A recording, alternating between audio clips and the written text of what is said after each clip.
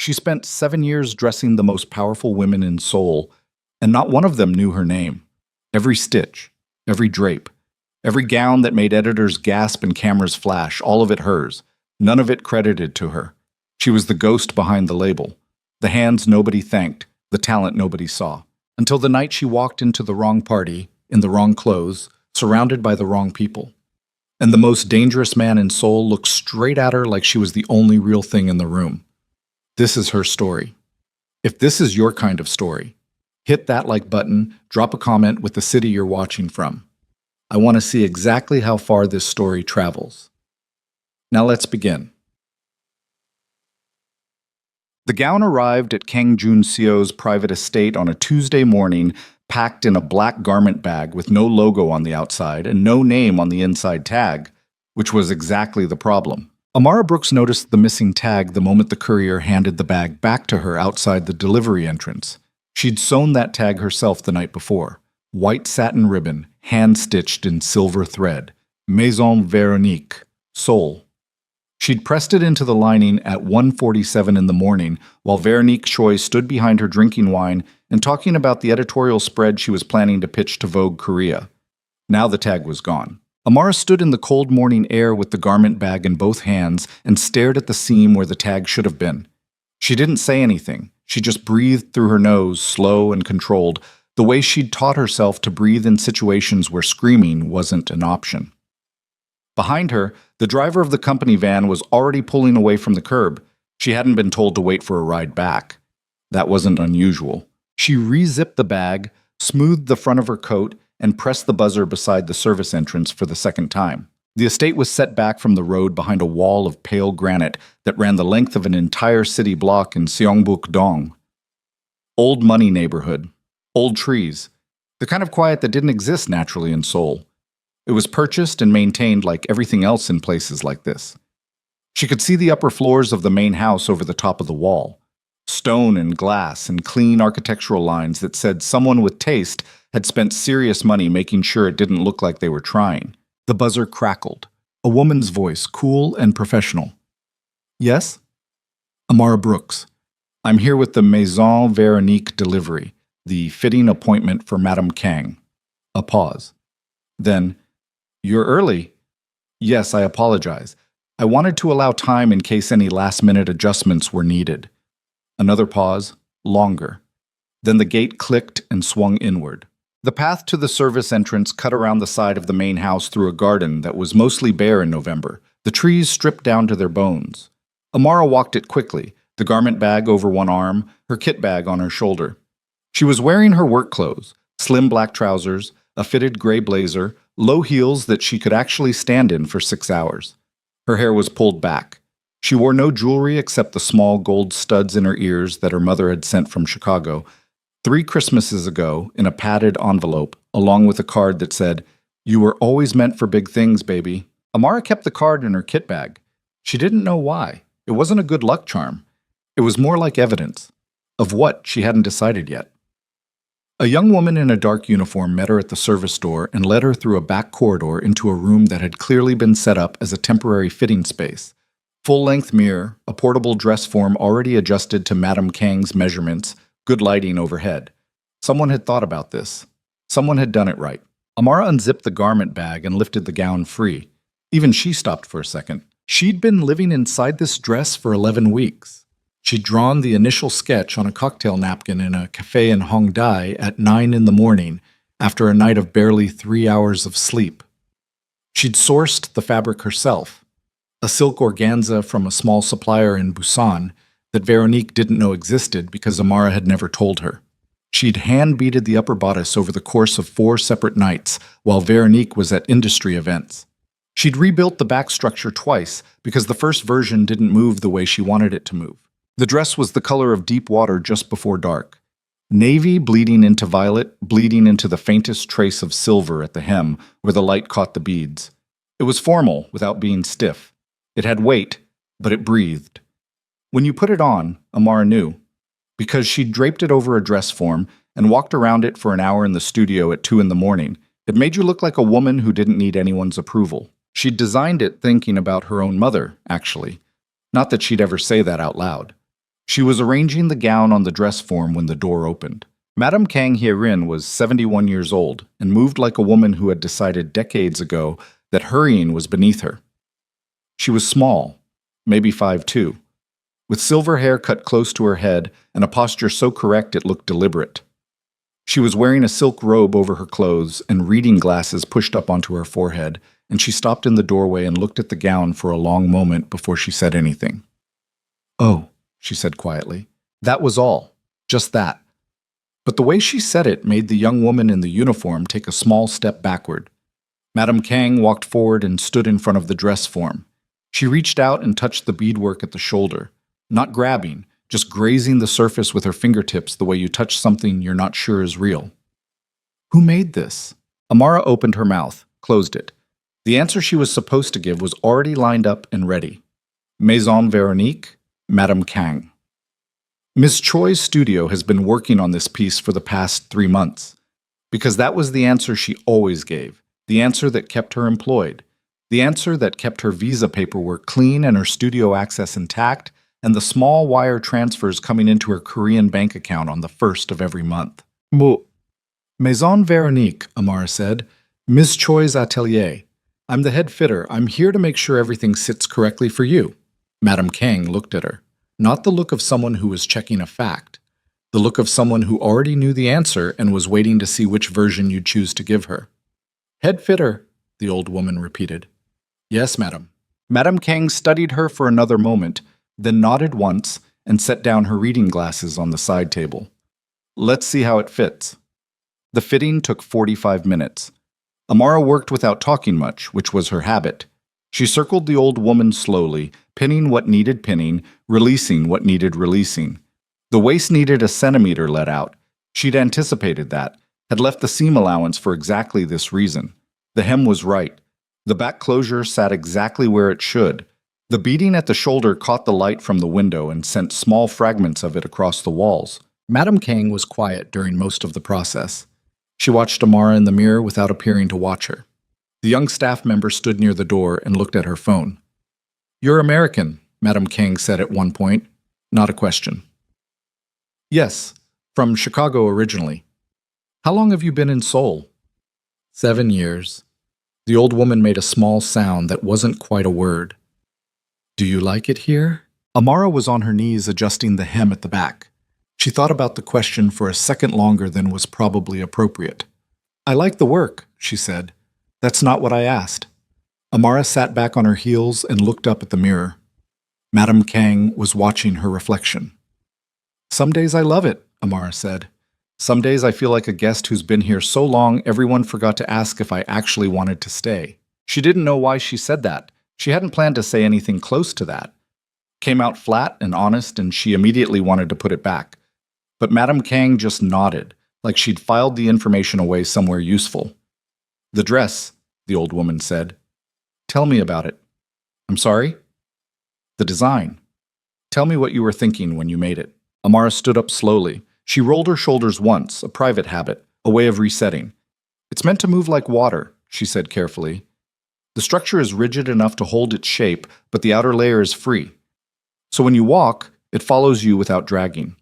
The beadwork is heavier at the shoulder because I wanted the eye to go up, toward the face.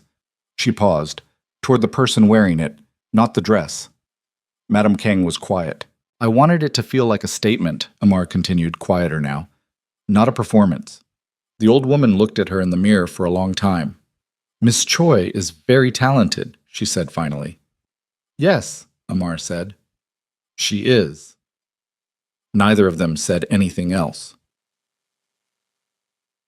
She was packing up her kit bag in the corridor outside the fitting room when she heard the footsteps, not the soft, quick steps of household staff.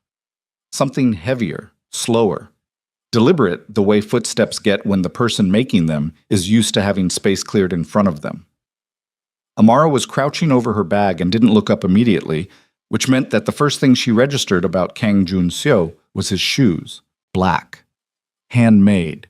The kind of shoes that cost more than her monthly rent and had been polished that morning by someone whose job it was to do exactly that. She looked up. He was taller than she'd expected. She'd heard his name before. Everyone in certain circles in Seoul had heard his name, the way you heard about weather before it arrived, but she hadn't formed a clear picture. The picture she had now was mid-30s, broad through the shoulders, a face that was structured and still and gave away nothing. Dark suit, no tie. He had the look of a man who had recently made a decision he didn't particularly enjoy and was now simply carrying it. He was looking at her like she was something he hadn't expected to find in his own hallway. "You're from the atelier," he said. Not a question. His English was clean and direct, the kind that comes from education rather than exposure. Amara stood up. "Yes. I'm the head fitter for Maison Veronique. I was here for your mother's fitting." He looked past her at the closed door of the fitting room, then back at her. "The gown. It's finished. The final adjustments. Did you make it?" The question came out flat and simple and landed in the corridor like something dropped from a height. Amara felt the back of her neck go warm. "I'm sorry?" "The gown." He wasn't impatient. He was just precise. "Did you design it?" She had a script for this. She had given this speech or versions of it probably 80 times over 7 years. "I'm part of a talented team. Ms. Choi leads the creative vision. My role is execution and fitting." She could say it in Korean or English, could deliver it with a smile that looked genuine because she had practiced that smile until the muscles around her mouth knew the shape without being asked. She looked at him. He was watching her with the particular attention of someone who was used to people lying to him and had gotten very good at knowing when they were about to do it. "I work for Ms. Choi," Amara said. He let a moment pass. "That's not what I asked." She picked up her kit bag and settled the strap on her shoulder. "I should be getting back. Thank you for having me."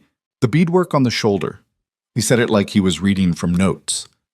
"The pattern is weighted heavier on the left side than the right. Most designers do it symmetrically. This isn't symmetrical, and it's not accidental. Someone made a choice." He paused. "Ms. Choi's recent work is symmetrical. I've seen her last 3 collections." Amara stared at him. "I pay attention to things," he said simply. The corridor was very quiet. She could hear her own breathing. She was aware of exactly how still he was standing and exactly how still she was standing, and the fact that there was maybe 4 feet of polished floor between them. "I need to be getting back," she said. He stepped slightly to the side, not blocking her, just shifting his weight, and she walked past him toward the service exit. She did not look back. She was very careful not to look back. She was in the garden, on the stone path, before she let herself exhale. The company van wasn't waiting. She'd known it wouldn't be.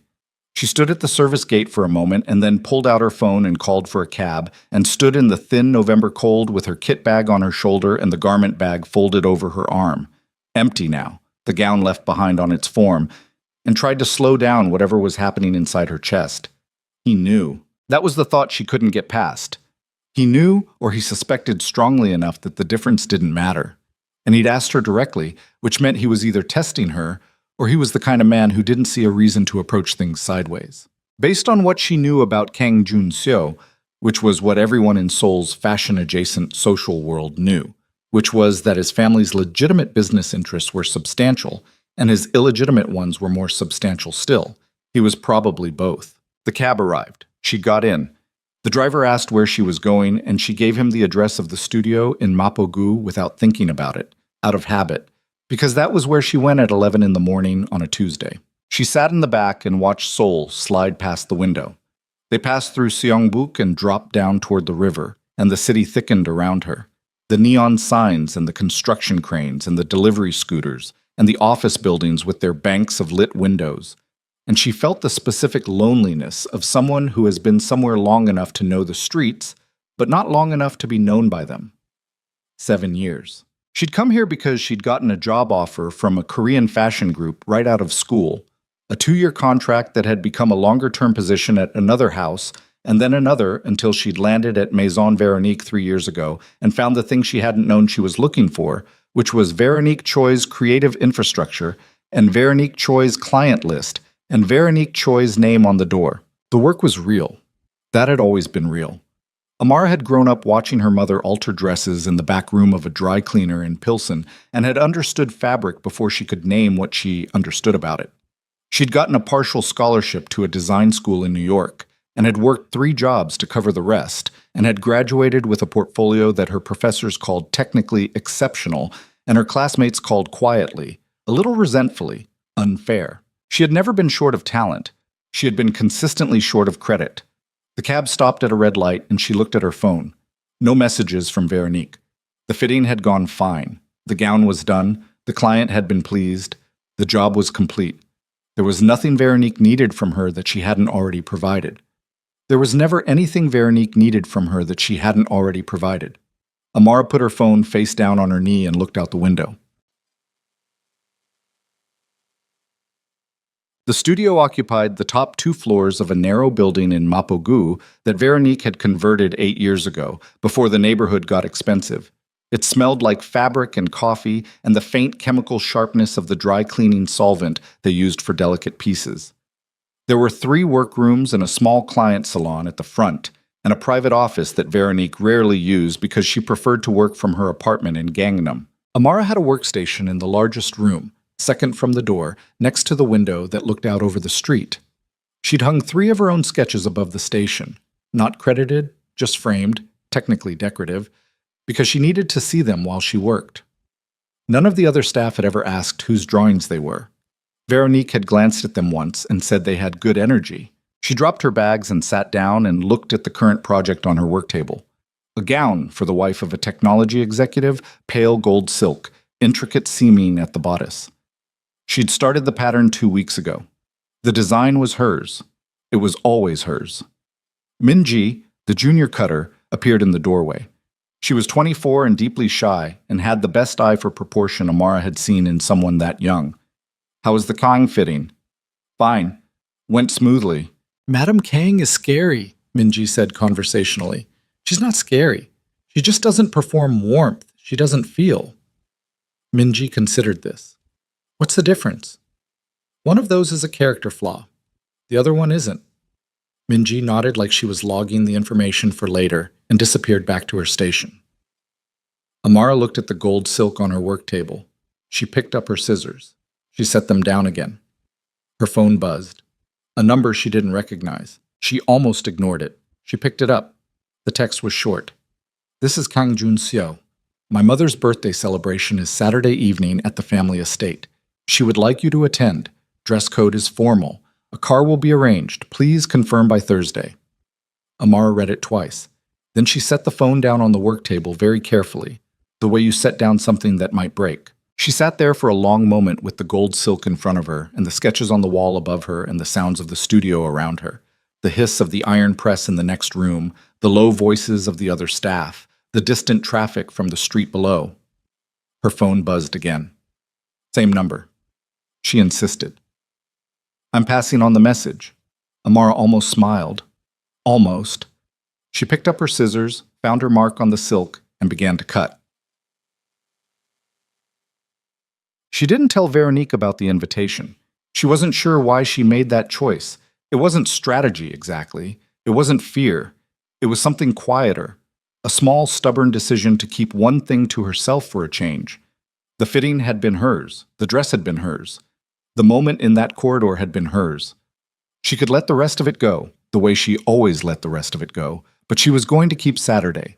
She responded Thursday morning, confirmed, thank you. She spent Thursday afternoon trying to figure out what to wear. This was genuinely complicated because Amara's wardrobe for formal Seoul occasions was limited in a specific way. She could make things, obviously, and she owned several pieces that she'd constructed for herself over the years, but formal events at the kind of addresses Madame Kang lived at required a particular register. Not just elegant, old money elegant, the kind of dressing that looked effortless because it was so deeply considered. She was 3 hours into the problem when her phone rang, a number she did recognize, Kang Seo-yeon. She'd met Seo-yeon twice, both times at industry events where Veronique had brought her as staff adjacent.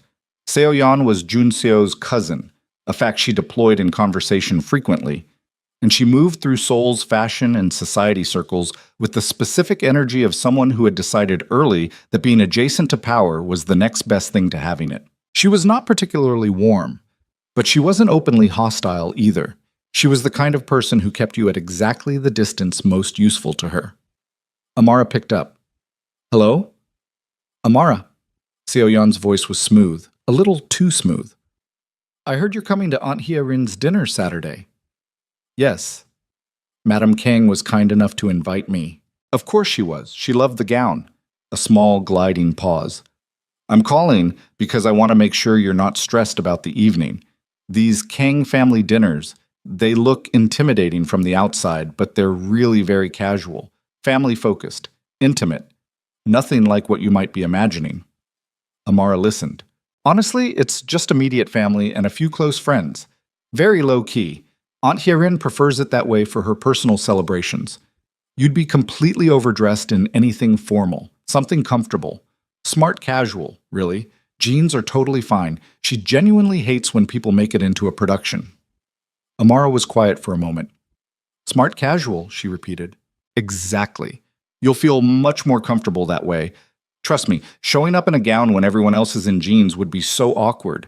I'm telling you this as someone who knows the family. Another pause. I just didn't want you to feel embarrassed. The word embarrassed sat in the air between them for a second. Thank you, Amara said. I appreciate you calling. Of course. That's what we do, right? We look out for each other. The call ended. Amara sat on the edge of her bed in her small apartment in Mapogu and looked at the pieces of fabric she'd pulled out for the evening. Her fingers were resting on the edge of a deep emerald silk she'd been saving for something. She'd cut the body of a gown from it 6 months ago and hadn't finished it, hadn't had the occasion. She thought about Seoyeon's voice, how smooth it had been, how specifically helpful. She thought about the word embarrassed. She thought about the Song estate, the granite wall, the manicured winter garden, the entry corridor where Junseo had looked at her and asked his flat, precise questions. She thought about Madame Kang touching the beadwork and saying, "Oh," in that quiet voice. She pulled the emerald silk into her lap. She had 3 days. She could finish it. She reached for her scissors and her pincushion and the small lamp she used for close work, and she settled herself on the bed with the fabric spread around her like something she was already inside. And she began. She was wrong, though. She didn't finish the gown. Friday came and went in a blur of client adjustments and a crisis involving a beading shipment that arrived in the wrong color, and an argument with the supplier that Veronique was supposed to handle and didn't, which meant Amara handled it, which meant Amara was on the phone for an hour and a half, sorting out a problem that was not her problem and getting no credit for sorting it, which was the usual rhythm of things. She got home at 11 Friday night and looked at the unfinished emerald gown on the chair beside her bed and understood that she wasn't going to finish it in time. She stood there for a minute.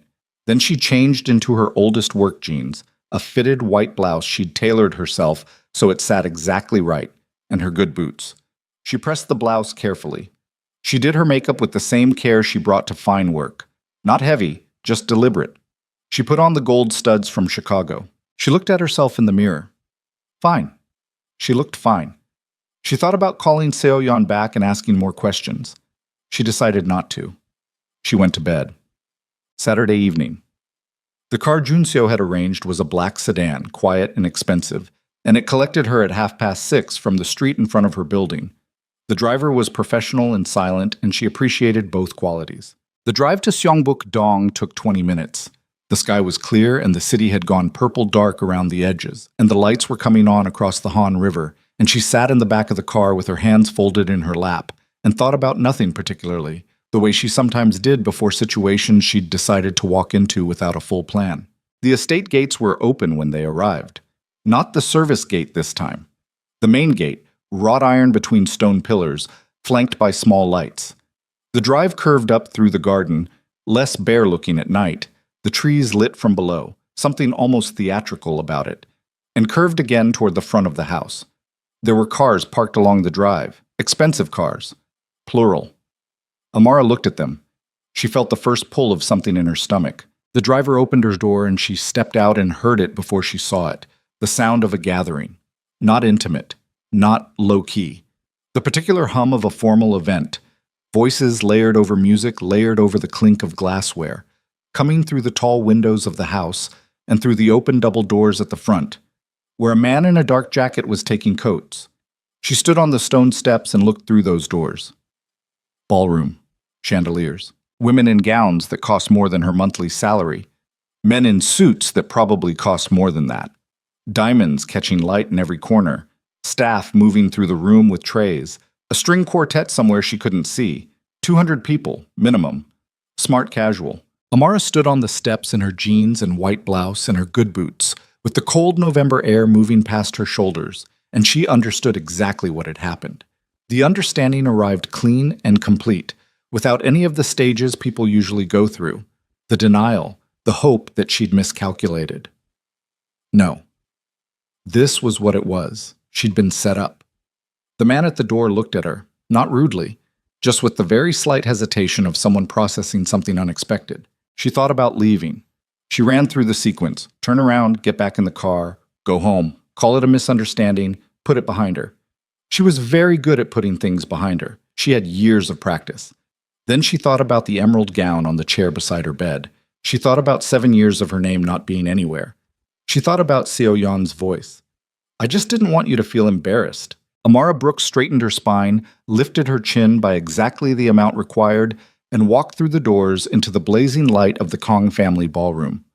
The whispers started before she reached the second step inside. She heard them the way you hear weather, not individual words at first, just a change in the texture of the room, a shift in attention, eyes moving in her direction and then quickly, politely sliding away.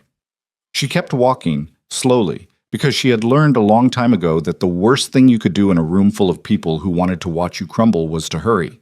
She made it to the edge of the main floor and stopped beside a tall flower arrangement and looked across the room. She could feel the color rising in her face. She breathed through it. 1 breath, 2, 3. She found the neutral expression she kept for professional situations. Not a smile, not a frown, just a face. And she held it. Across the room, a cluster of women in gowns that probably ran to 7 figures were looking at her. Not subtly. One of them leaned toward another and said something behind her hand, and the other one laughed, the kind of laugh that was designed to be noticed. Amara looked straight ahead.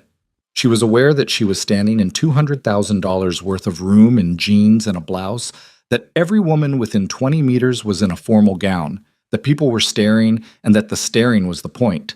That somewhere in this room Kang Seo-yeon was watching this happen and feeling satisfied with the arrangement.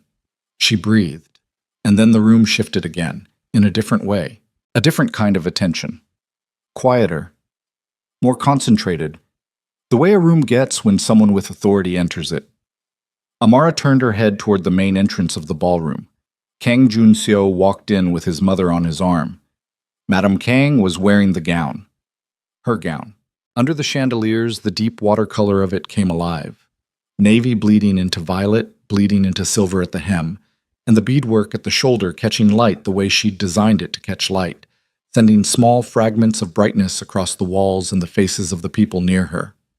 Madame Kang walked into the room with her head up and that correct, deliberate posture, and she looked, there was no other word for it, she looked magnificent. Jun-seo was scanning the room, methodically, the way a person scans a room when they're looking for something specific. His eyes found her. He stopped scanning. The room was still doing whatever the room was doing. The music, the voices, the quiet mockery of women with expensive drinks and too much time. But none of that registered anymore because Kang Jun-seo was looking directly at Amara Brooks across the full length of his family's ballroom, and he wasn't looking at her jeans or her blouse or her boots. He was just looking at her. Then he said something quietly to his mother. Madame Kang glanced in Amara's direction. Something moved across the old woman's face. Not surprise. Something sharper than surprise. Jun-seo began walking across the ballroom floor. The conversations nearest to him dropped off one by one as he moved through the room, the way sound gets absorbed by something large moving through water.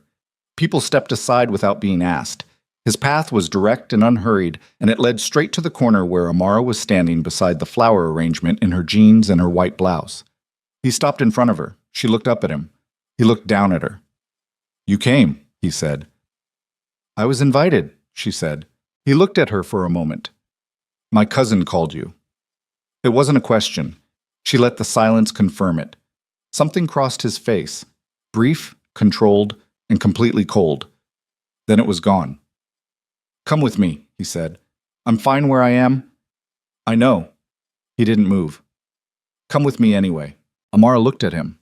Then she looked at the room, at the women who were watching, at the stares that had followed her since she walked in, at the specific texture of public humiliation that she knew she was standing in the middle of. She looked back at him. "Okay," she said. He offered his arm. She didn't take it, but she fell into step beside him, and they walked together toward the far end of the ballroom and through the tall glass doors that opened onto the private terrace, and behind them, the room erupted into the kind of whispers that travel fast and mean everything. The doors closed. Cold air. The Seoul skyline burning in every direction, the Han River a dark ribbon through the center of it, bridges lit like thread pulled tight. The terrace was empty. The noise from the party was muffled now, distant, like something happening in another story. Amara walked to the railing and put both hands on it and looked out at the city. Junseo stood beside her. Neither of them spoke for a moment. "The tag was removed," she said finally. "From the gown. I sewed it in myself and it was removed before delivery." "I know." She turned to look at him. "How?" "Because it's the fourth time it's happened with pieces from that atelier in the last 18 months. I keep track of things that involve my family." He looked out at the city. "I noticed the discrepancy between Ms. Choi's documented aesthetic and the piece my mother received. I asked questions. I found out about you." She absorbed that. "You investigated me." "I looked into the work." A pause. "The work led to you." The city blazed below them. Amara gripped the railing and felt the cold metal through her palms and thought about 7 years. About 1:47 in the morning, and silver thread in a cocktail napkin sketch and silk from a supplier in Busan that Veronique didn't know existed. "You should go back to your party," she said. "It's my mother's party. She'll manage." He turned to face her more fully. "She wants to speak with you. She has something she'd like to say." "About the gown?" "About you." He paused. "About what happens next." Amara looked at him. The city was behind him, all that light, and his face was in shadow, but she could see his eyes clearly enough. "What does that mean?" "It means," he said slowly, "that my mother has opinions about talent and what happens to it when it isn't handled correctly. She has been known to act on those opinions." Something moved through Amara's chest. Not hope exactly. Something more careful than hope. "I still work for Ms. Choi," she said. "For now," he said. The terrace doors opened. Madame Kang stepped out, still wearing the gown, a glass of something in one hand. She looked at the two of them with an expression that was entirely unsurprised. "I've been looking for you," she said to Amara. "I have a proposal I'd like to make." She paused, studying the young woman's face. "I think you should hear it before you decide anything else about your evening." Amara looked at the old woman. She looked at the gown. Her gown, deep water dark under the terrace lights. She looked back at the city. 7 years. She breathed. "I'm listening," she said. And inside the ballroom, through the glass, she could just make out the shape of Kang Seo-yeon standing near the bar, champagne in hand, watching the terrace with an expression that had just started to change, from satisfaction into something it hadn't been a moment before. Something that looked very much like the beginning of fear. Madame Kang Hye-rin did not sit down when she came onto the terrace.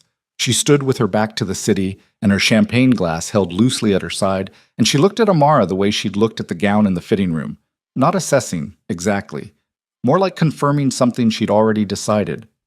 "My son tells me you deflect well," she said. Amara glanced at Junseo.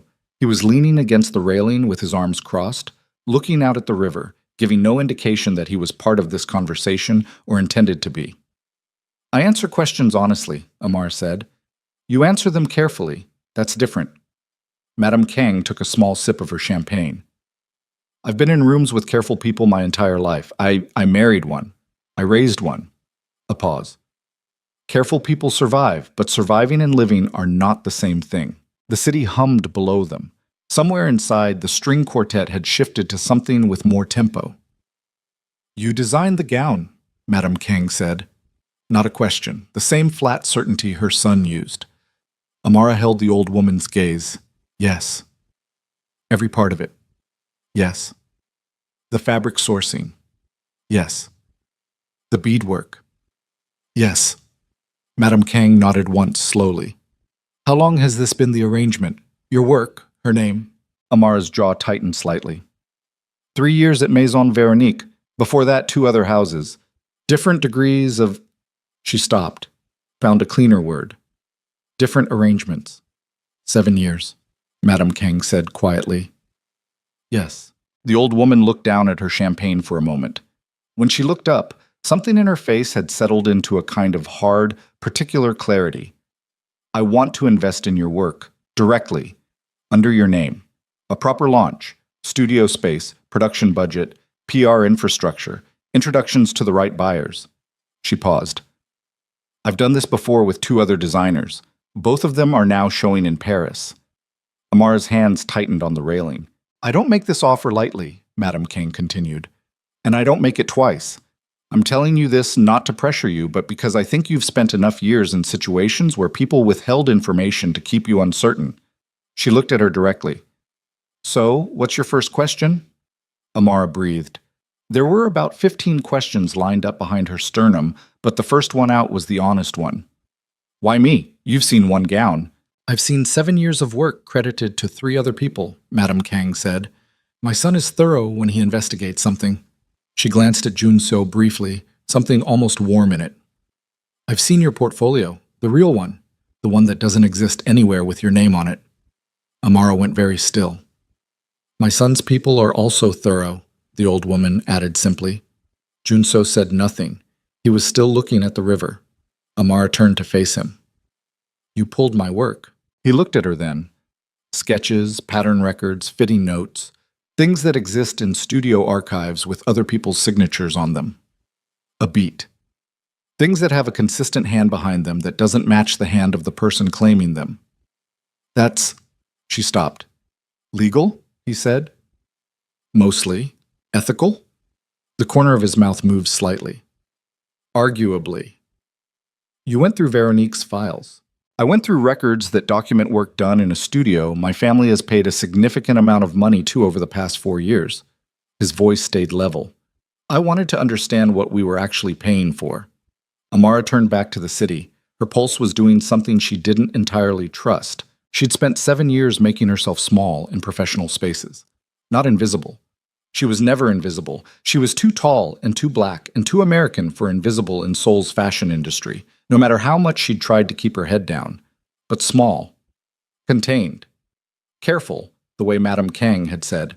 She'd learned to fold herself into the shape the job required, and she'd gotten good at it the way you get good at anything you practice every day for years. Standing on this terrace with these 2 people, she felt the edges of that shape pressing against something they couldn't contain. I have a contract, she said, with Veronique. 18 months remaining.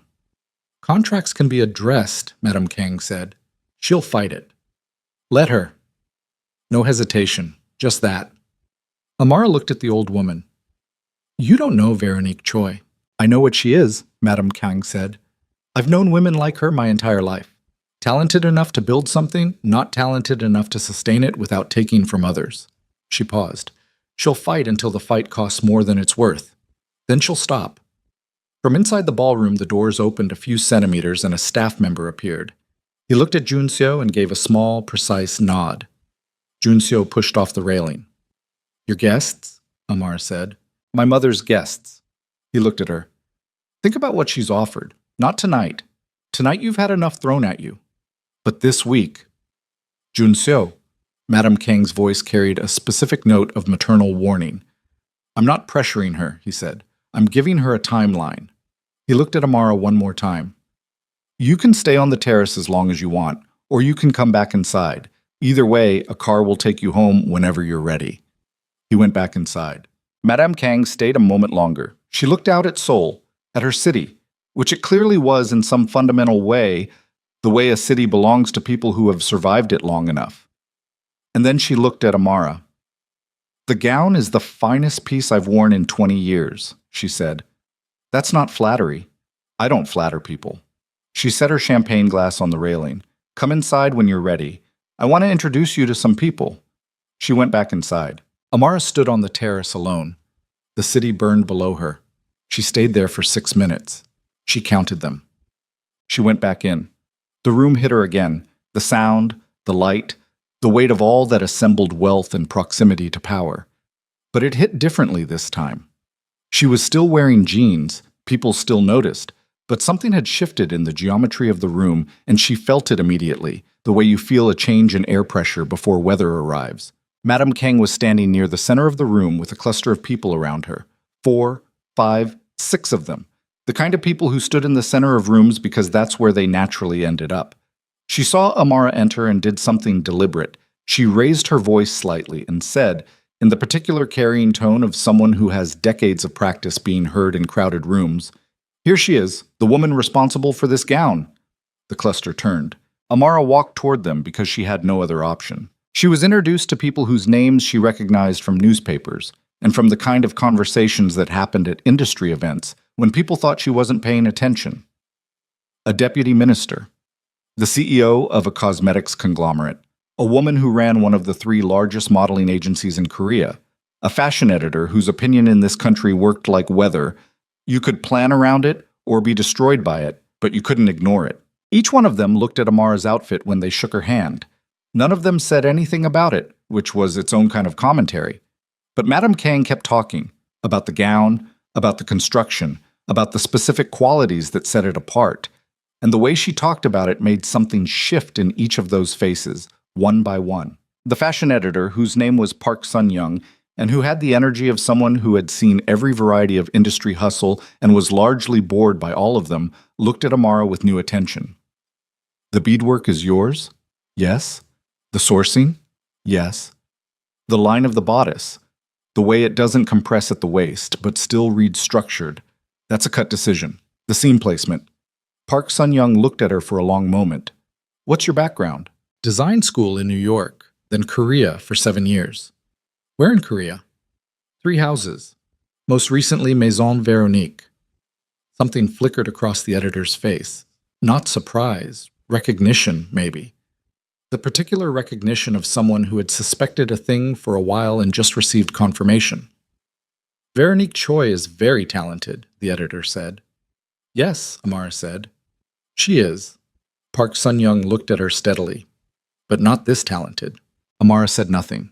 The editor nodded once and turned back to Madame Kang and said something that Amara didn't fully catch but that made the CEO of the cosmetics company laugh and lean in closer. She was standing in that cluster, in her jeans, being talked about and talked to and considered when she felt the shift in the room for the 3rd time that evening, different from the first 2, colder. She turned. Kang Seo-yeon was crossing the ballroom floor toward her. Seo-yeon was wearing a gown the color of old bone, ivory with a warm undertone, Valentino or something in that register, beautifully fitted. She was carrying a champagne flute, and she was smiling the smile of someone who had prepared it in advance. She stopped just outside the cluster, close enough to be included, far enough to be separate. "Amara." Warmth in the voice. Practiced warmth, the kind with a skeleton under it. "I'm so glad you made it." Amara looked at her. Seo-yeon. "I was worried when I didn't see you earlier." A small tilt of the head. "I hope the confusion about the dress code wasn't too stressful. I feel terrible, and I must have gotten the wrong information when I called you." The cluster had gone slightly quiet. Not obviously. Just the particular attention narrowing of people who sense a scene beginning. "You mentioned smart casual," Amara said. Her voice was completely flat. "Did I?" Seo-yeon's expression did something complicated. A little troubled, a little innocent. "I'm so sorry. I genuinely thought it was more relaxed this year. Aunt Hyerin changes things up sometimes. I should have checked before I called." "Seo-yeon," Madame Kang's voice. 2 words, no inflection, the temperature of the room dropping a full degree with them. Seo-yeon turned to her aunt. The prepared smile held, but something behind it thinned. "Come see me in the morning," Madame Kang said. Not a suggestion, not an invitation, just that. Seo-yeon's throat moved. "Of course, Aunt Hyerin. Happy birthday." She lifted her glass in a small toast, then turned and walked back into the room, steady and controlled, not hurrying because she was too well trained to hurry. Amara watched her go. Park Sun-young beside her said quietly, "She's been doing that to women this family finds interesting for about 10 years. You handled it better than most." "I didn't handle anything," Amara said. "I just stood there." "That's what I mean," the editor said. Matik. Junseo found her an hour later near the far wall, away from the cluster, standing with a glass of water she'd accepted from a passing tray because she needed something to do with her hands. The party had softened around her.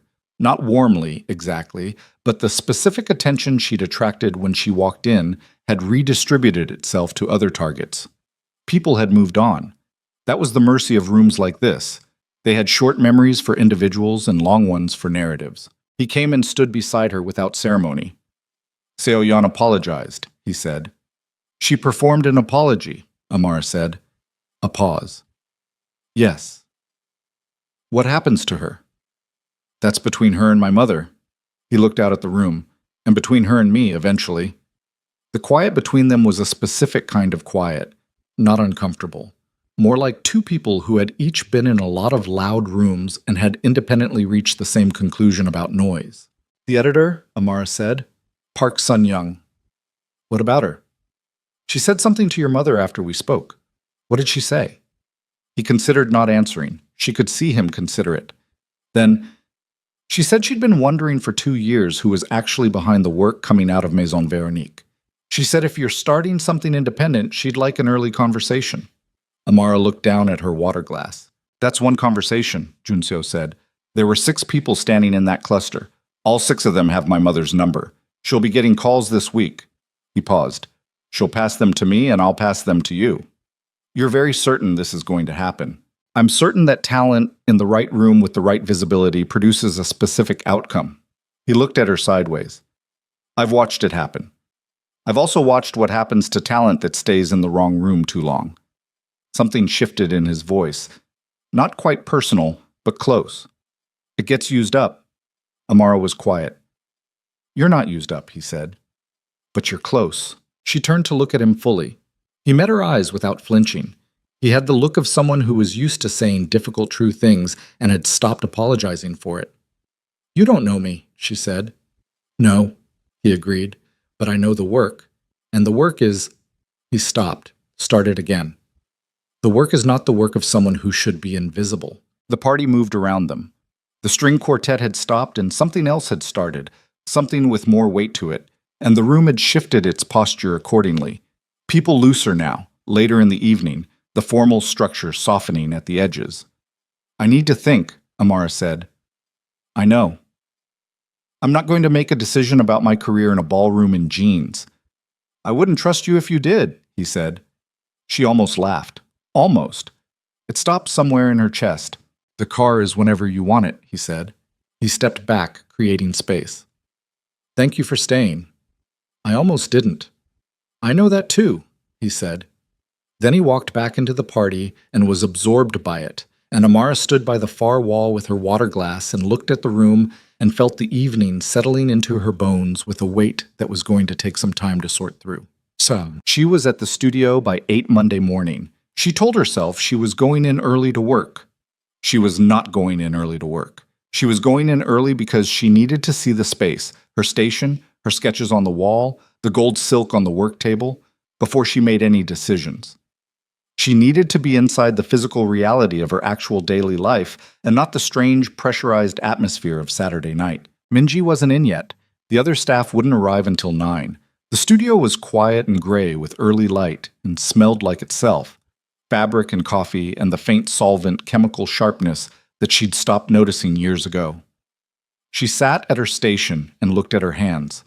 They were a craftsperson's hands, calluses on the fingertips from hand sewing, a small scar on the inside of her right index finger from a rotary cutter, years old. Short nails kept that way for practical reasons. She thought about Madame Kang's offer. She thought about Park Sun-young's face when she said, "Not this talented." She thought about 7 years and about the way it felt to watch other people wear your name. She reached for the gold silk. She had a client appointment Wednesday. She needed to have this bodice finished by then. She needed to focus. She was 3 stitches into the first seam when the studio door opened. Veronique Choi was not supposed to be in the studio on Monday mornings. She worked from her apartment Monday mornings. This was known. This was relied upon. Veronique Choi walked into the studio at 8:12 in the morning in a cashmere coat and yesterday's eye makeup and the expression of someone who had not slept well. She looked at Amara. Amara looked back at her. Veronique was 44 and had a face that was striking rather than beautiful. High forehead, strong jaw, dark eyes that were currently doing something complicated. She was a small woman who moved through spaces like she was larger.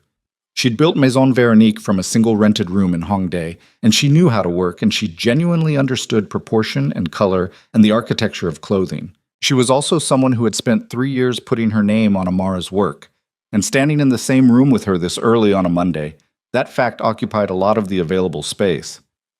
"I heard you were at the Kang party Saturday," Veronique said. "Madame Kang invited me." "She invited the atelier?" Veronique's jaw moved. "Not you specifically." Amara set down the gold silk. She turned her chair to face the room.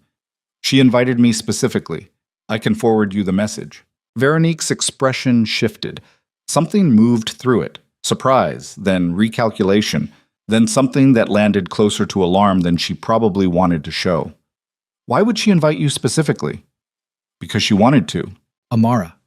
Veronique's voice dropped.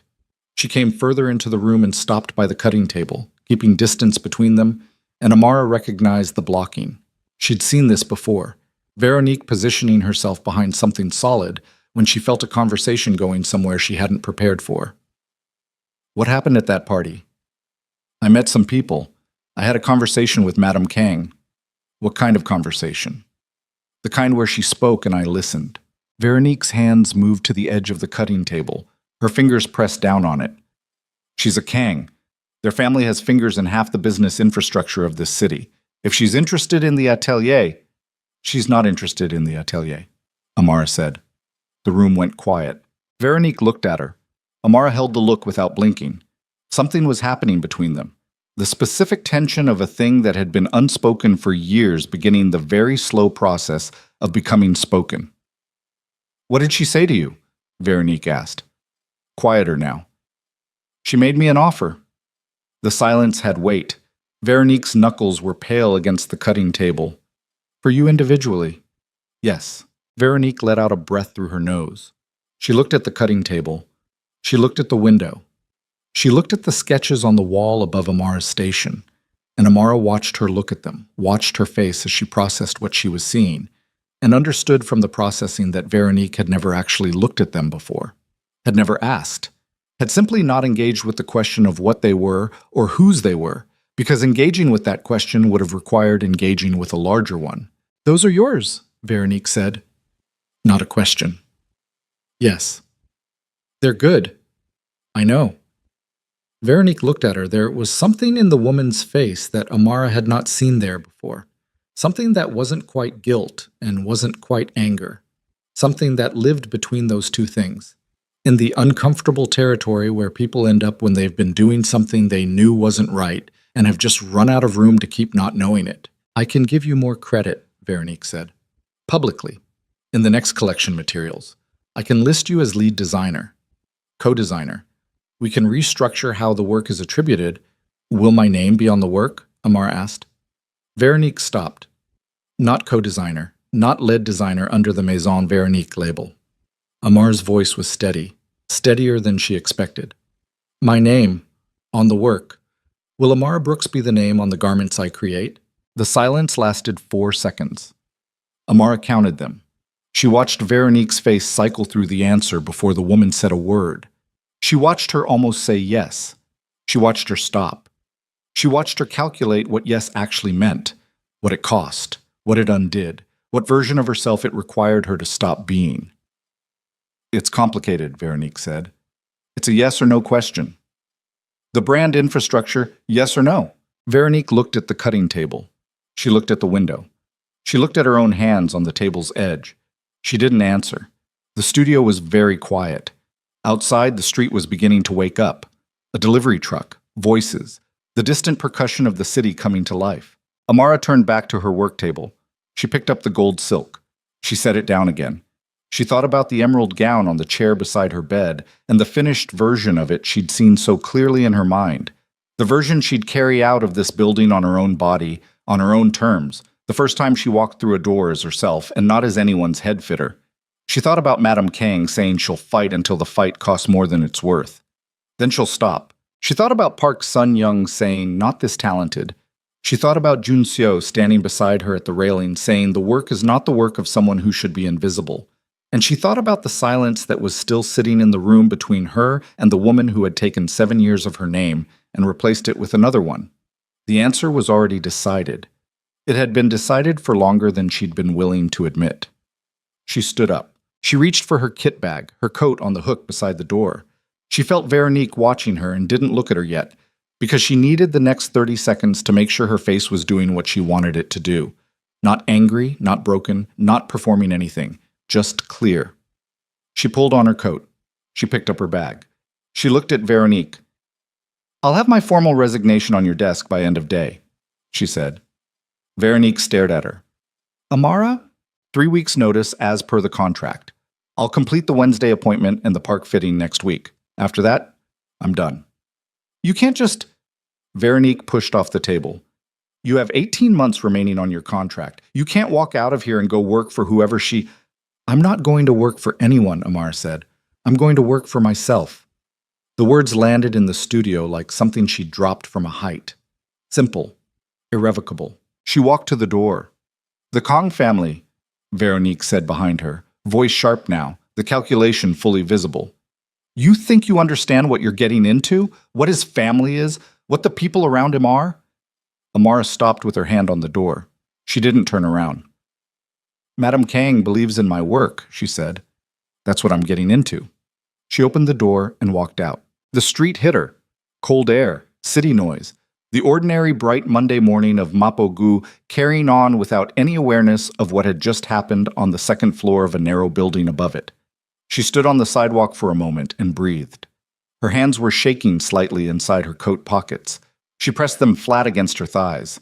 She'd just resigned. She'd just resigned from the only job that had given her access to the level of work she was capable of, with no contract signed, no studio secured, no infrastructure in place, on the strength of an offer made on a terrace on Saturday night by a woman connected to one of the most powerful criminal families in Seoul. She had also, she realized, left the gold silk on her work table. The Wednesday appointment. She'd have to come back. She started walking. Her phone rang. She pulled it out expecting Veronique. It was a number she'd saved only once 2 days ago. She picked up. "I heard you were at the studio this morning," Junseo said. No preamble. "Your people move fast. Are you still there?" "I'm on the street. I just left." A pause. Something in it, not quite surprise, but the quality of someone recalibrating. "What happened?" "I resigned." The pause this time was different, longer. "You didn't have to do that today," he said. "My mother's offer doesn't require—" "It wasn't about your mother's offer," Amara said. She turned a corner. The street opened up toward the river, and she could see the water from here, gray and flat and wide. "She asked me if my name would be on my work," Amara said. She didn't answer. That was the answer. Silence on the line, then quietly, "Where are you?" "Walking." "I'll have someone—" "I don't need a car," she said. "I need to walk." Another pause, then, "Okay." She kept walking. "There's something you need to know," he said. His voice had changed. Something in it had tightened slightly, the shift you hear when someone is deciding how much to tell you. "Veronique Choi made a call this morning before you arrived at the studio, before you resigned." Amara stopped walking. "Who did she call?" "A lawyer," he said. "And then someone who works for a man who does not like my family very much." A beat. "His name is Shin Dai-wan. He runs competing interests in several of the same sectors as my family. He's been looking for leverage against the Kong name for about 2 years. The river was in front of her. Gray water, flat light, the city on both banks. "Why would she call someone connected to him?" Amara asked. "Because," Junseo said carefully, "if Maison Veronique can establish that a Kang-backed entity recruited and extracted one of their contracted employees, they have a potential civil case. And if Shin Dae-won's people can use that case to tie my mother publicly to a contract dispute with a foreign national employee—" He stopped. Amara understood. She felt the understanding move through her, cold and specific. "They'd use me," she said, "to come at your family." "They'd try," he said, "which means in about 48 hours, this stops being about a gown and a resignation and starts being about something considerably larger." A pause. I need you to understand what you just walked into. The wind off the river cut through her coat. She stood there on the embankment with Seoul spread out around her in every direction and her phone pressed to her ear and her hands finally, still. 7 years of invisible. And now this. Tell me what you need from me, she said. The line was quiet for a moment. I need you to trust me for the next 72 hours, Junseo said. Can you do that? She looked at the river. She thought about the answer she wanted to give. She thought about the answer that was honest.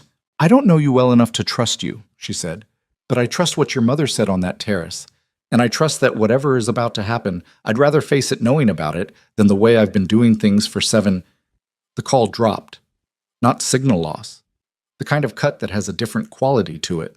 Too clean, too sudden. Amara pulled the phone from her ear and looked at the screen. The call was gone. In its place was a text from a number she didn't recognize. No name, no context. 4 words. Go back to Chicago. She stared at the screen. The river moved behind her. The city noise continued around her. Her pulse had gone somewhere fast and tight, and she was aware of it in her throat, in her wrists, in the place between her shoulder blades where fear tends to land when it arrives without warning. She looked up. Across the embankment, maybe 30 meters away, a black car was parked facing her direction. Engine running. She couldn't see the driver through the tinted glass. It had not been there when she'd arrived. She looked at her phone again. Go back to Chicago. The car didn't move. She didn't move. The river kept going behind her, indifferent to everything, the way rivers are. And in the cold November morning of Seoul, she stood completely still and understood with absolute clarity that whatever door she'd stepped through when she walked out of that studio, it had just closed behind her. There was no going back. There was only whatever came next. The black car didn't move for 4 minutes. Amara counted. She stood on the embankment with the river behind her and her phone in her hand, and she counted the minutes the way she'd counted her breaths on the terrace Saturday night. Not because counting helped, but because it gave her mind something mechanical to do while the rest of her processed the situation. 4 minutes. Then the car pulled away from the curb, slow and deliberate, and merged into the morning traffic heading north along the Riverside Road, and was gone. She exhaled. She looked at the text again. Go back to Chicago. No punctuation, no signature. 4 words delivered with the particular confidence of someone who expected to be taken seriously. She took a screenshot. She didn't know why exactly. Habit, maybe. The instinct of someone who had learned to document things in environments where documentation was the only protection available. She sent the screenshot to Junseo's number and then stood there waiting for the call to reconnect or a text back or anything. Nothing came for 3 minutes. Then, don't go home. Go to the address below, now. An address in Jongno-gu followed, a building she didn't recognize. She looked at the address. She looked at the river. She thought about the specific situation of a woman standing alone on a riverbank in a city that wasn't her city, having just resigned from her job, having just received a threat from an unknown number, being directed by a man she'd known for 4 days to go to an unfamiliar address. She pulled up a cab. The building in Jongno-gu was older than the neighborhood around it. A 6-story structure that had survived several rounds of Seoul's aggressive urban renewal by being useful to the right people at the right times. The ground floor was a tea house that had been there since before Amara was born. The upper floors had no signage. A man was waiting at the side entrance. Mid-30s, compact, the particular stillness of someone paid to be positioned in doorways. He looked at her once and opened the door without speaking. She went in. The elevator opened on the 4th floor into a space that looked like a working office. Clean, functional, nothing decorative. 2 people at desks with laptops. A wall of windows facing east, the morning light coming through hard and flat. Junseo was standing by those windows with his jacket off and his phone in his hand and the look of someone who had been managing several problems simultaneously since before she'd woken up. He looked at her when she came in. His eyes did a fast inventory. Checking for something, she realized, making sure she was okay. He did it quickly, and then he stopped doing it, the way you stop doing something when you don't want it noticed. Sit down, he said. I've been sitting in a cab. Then stand. He turned back to the window. The text came from a number registered to a shell company connected to Shin Daewon's operations. That took my people 11 minutes to trace, which means it wasn't designed to be hidden. It was designed to be found by us. He paused, which means it wasn't a threat to you. It was a message to me. Amara processed that. He used me to send you a message. He used the situation. You were the situation. He turned from the window. How much do you know about Shin Dai-wan? What everyone knows. Competing interests, rival family, wanted leverage against the Kangs. You mentioned him yesterday. What everyone knows is the surface. He crossed to the desk nearest the window and picked up a folder. He didn't open it yet.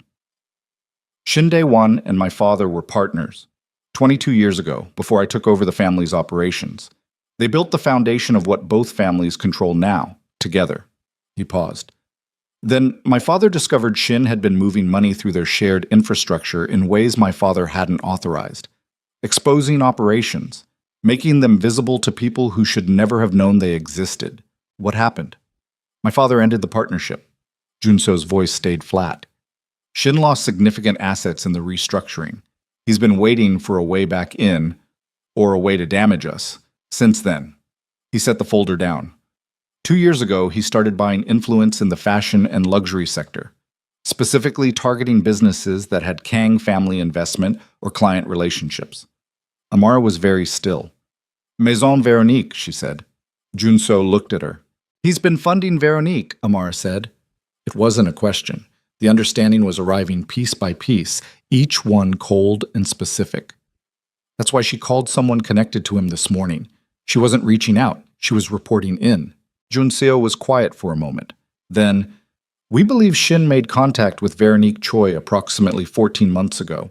At that point, Maison Veronique was facing a cash flow problem, expansion costs, a failed retail partnership. He offered private investment through an intermediary. She took it. And he's had access to the atelier since then. Access to its client list, its production records, its contracted staff. A pause. Its relationship with the Kang family. The room was very quiet. The two people at the laptops had stopped typing. Amara looked at the window, at the hard, flat morning light. He knew about me, she said. He knew you were the actual creative force behind the work my family was paying Maison Veronique for. Yes. Junseo's jaw moved slightly. We believe he's known for at least 6 months. And he waited. He waited until the situation produced something useful, until my mother invited you to the party, until I asked questions about the work. He stopped. Until you became visible. She turned to look at him. He was looking back at her with the particular expression of someone delivering information they wish they didn't have to deliver. He's going to use the contract dispute, she said. He's going to try to do more than that. Junso came away from the desk and stood in the middle of the room. If Veronique files against you for contract breach, Shin's lawyers can enter as interested parties, arguing that the breach damaged a business in which his investment vehicle has a stake. That gives him standing to conduct discovery into the Kang family's financial relationship with the atelier. He paused. Discovery that could expose transactions my family would very much prefer stayed private. So I'm the door, Amara said. I'm how he gets in. You're the mechanism, yes, she breathed, one breath slow. Then I'll withdraw the resignation, she said. I'll go back. I'll finish the contract.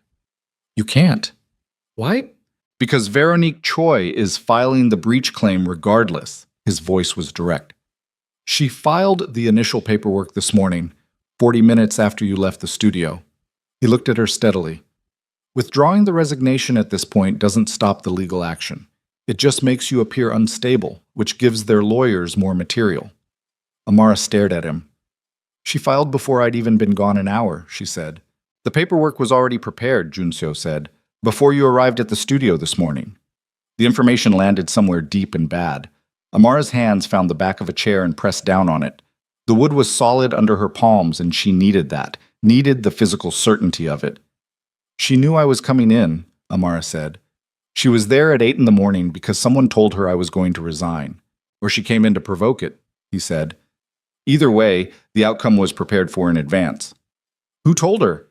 How did she? She stopped. The answer moved through her like cold water. Min-ji. She said it without intending to. The name just surfaced. Junseo's expression didn't change. That was its own answer. She's 24 years old, Amara said. Her voice had gone somewhere quiet and dangerous. She's been passing information about studio activity to an intermediary for approximately 3 months. We found the communication trail this morning. He paused. She probably doesn't know who she's ultimately reporting to. She likely thinks she's doing Veronique a favor, or she's being paid something small. Another pause. She's not the problem. She's a symptom. Amara let go of the chair. She walked to the window and stood in the hard morning light and looked out at Jongno-gu, the old streets, the traditional tea houses, the newer buildings pushing up through the older ones. She'd walked some of these streets in her first year in Seoul, when everything was still strange, and she was still capable of the specific kind of wonder that comes before a place becomes ordinary. She'd liked this part of the city then. She tried to remember what that felt like and couldn't. "What do you need from me?" she asked. She was aware of her own voice, flat, controlled, the voice she used when she'd moved past the emotion and into the place where thinking was possible. "Tell me what the next 72 hours look like. I need you to stay away from the studio, away from Veronique, away from Minji, away from anyone connected to the atelier." He came to stand beside her at the window, not close, just adjacent. "My legal team will respond to the breach claim. We have documentation of the pattern of work attribution, enough to counter the narrative she's trying to build. And Shin Dae-won? Shin is my problem. He used me as a message to you," Amara said. "That makes him my problem too." Jun Seo looked at her sideways. "I'm not going to sit in a room and wait," she said. "Tell me what's actually happening." He looked at her for a long moment. Then he made a decision. She could see him make it, the way you see someone step off a ledge they've been standing on. "Shin is moving faster than we anticipated," he said. "The message this morning wasn't just about you. It was timed. There's something else happening, something larger, and the contract dispute is meant to keep our attention divided." He paused. "We don't know yet what the larger move is. But you know it's coming. We know it's already in motion." The light through this window was getting harder as the morning aged. Amara looked at her reflection in the glass. A tall woman in a coat, hands at her sides, face doing the flat controlled things she'd taught it to do. She looked like someone who had their composure. She did not entirely feel like someone who had their composure. She thought about Min Ji, 24 years old with good eyes and a shy manner and the best natural sense of proportion Amara had seen in someone that young. 3 months of passing information to someone she probably didn't even know existed, probably thinking she was just keeping Veronique informed. Probably not understanding what she was actually inside. "Don't move against Minji," Amara said. "I wasn't planning. I mean it." She didn't know what she was doing. Junseo was quiet for a moment. "All right." She believed him. She wasn't entirely sure why she believed him. Something in the way he didn't argue. Her phone buzzed. She looked at it. A number she recognized. Kang So-yeon. She looked at Junseo. He'd seen the screen. His expression went somewhere cold and still. "Don't answer it." She answered it. "Amara." Seo-yeon's voice was different from Saturday night. The practiced warmth was gone. What was underneath it was smoother and colder and considerably more honest. "I think we should talk." "We're talking. In person. There are things you don't understand about the situation you're currently in." Junseo shook his head once. A small, precise movement. "I understand it reasonably well," Amara said. "You understand what Junseo has told you," Seo-yeon said, "which is one version." A pause. "I have another version, and mine involves information about you specifically that you're going to want to hear before it becomes public." Amara's pulse did something involuntary. "What information?" "Not on the phone." Seo-yeon's voice stayed smooth. "There's a cafe in Insadong. I'll send you the address. 1 hour." The call ended. The room was quiet. Junseo was looking at her with an expression she hadn't seen on him before. Something that wasn't quite anger, more like the particular tension of someone trying very hard to stay measured about something they were not feeling measured about.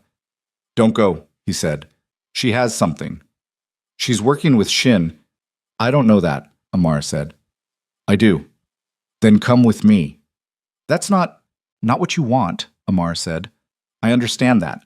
But she said she has information about me specifically. Not your family. Me." She looked at him.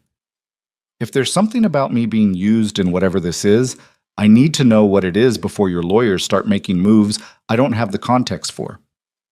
Junseo pressed 2 fingers against his jaw. A private gesture, habit. She recognized the shape of it, the same thing she did with her own hands when she was pushing down a reaction. "I'll have 2 people outside," he said finally. "Fine.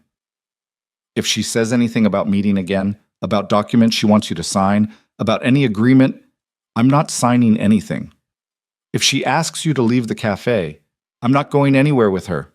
Amara picked up her bag. "I'm going to sit across a table from her and listen. That's all."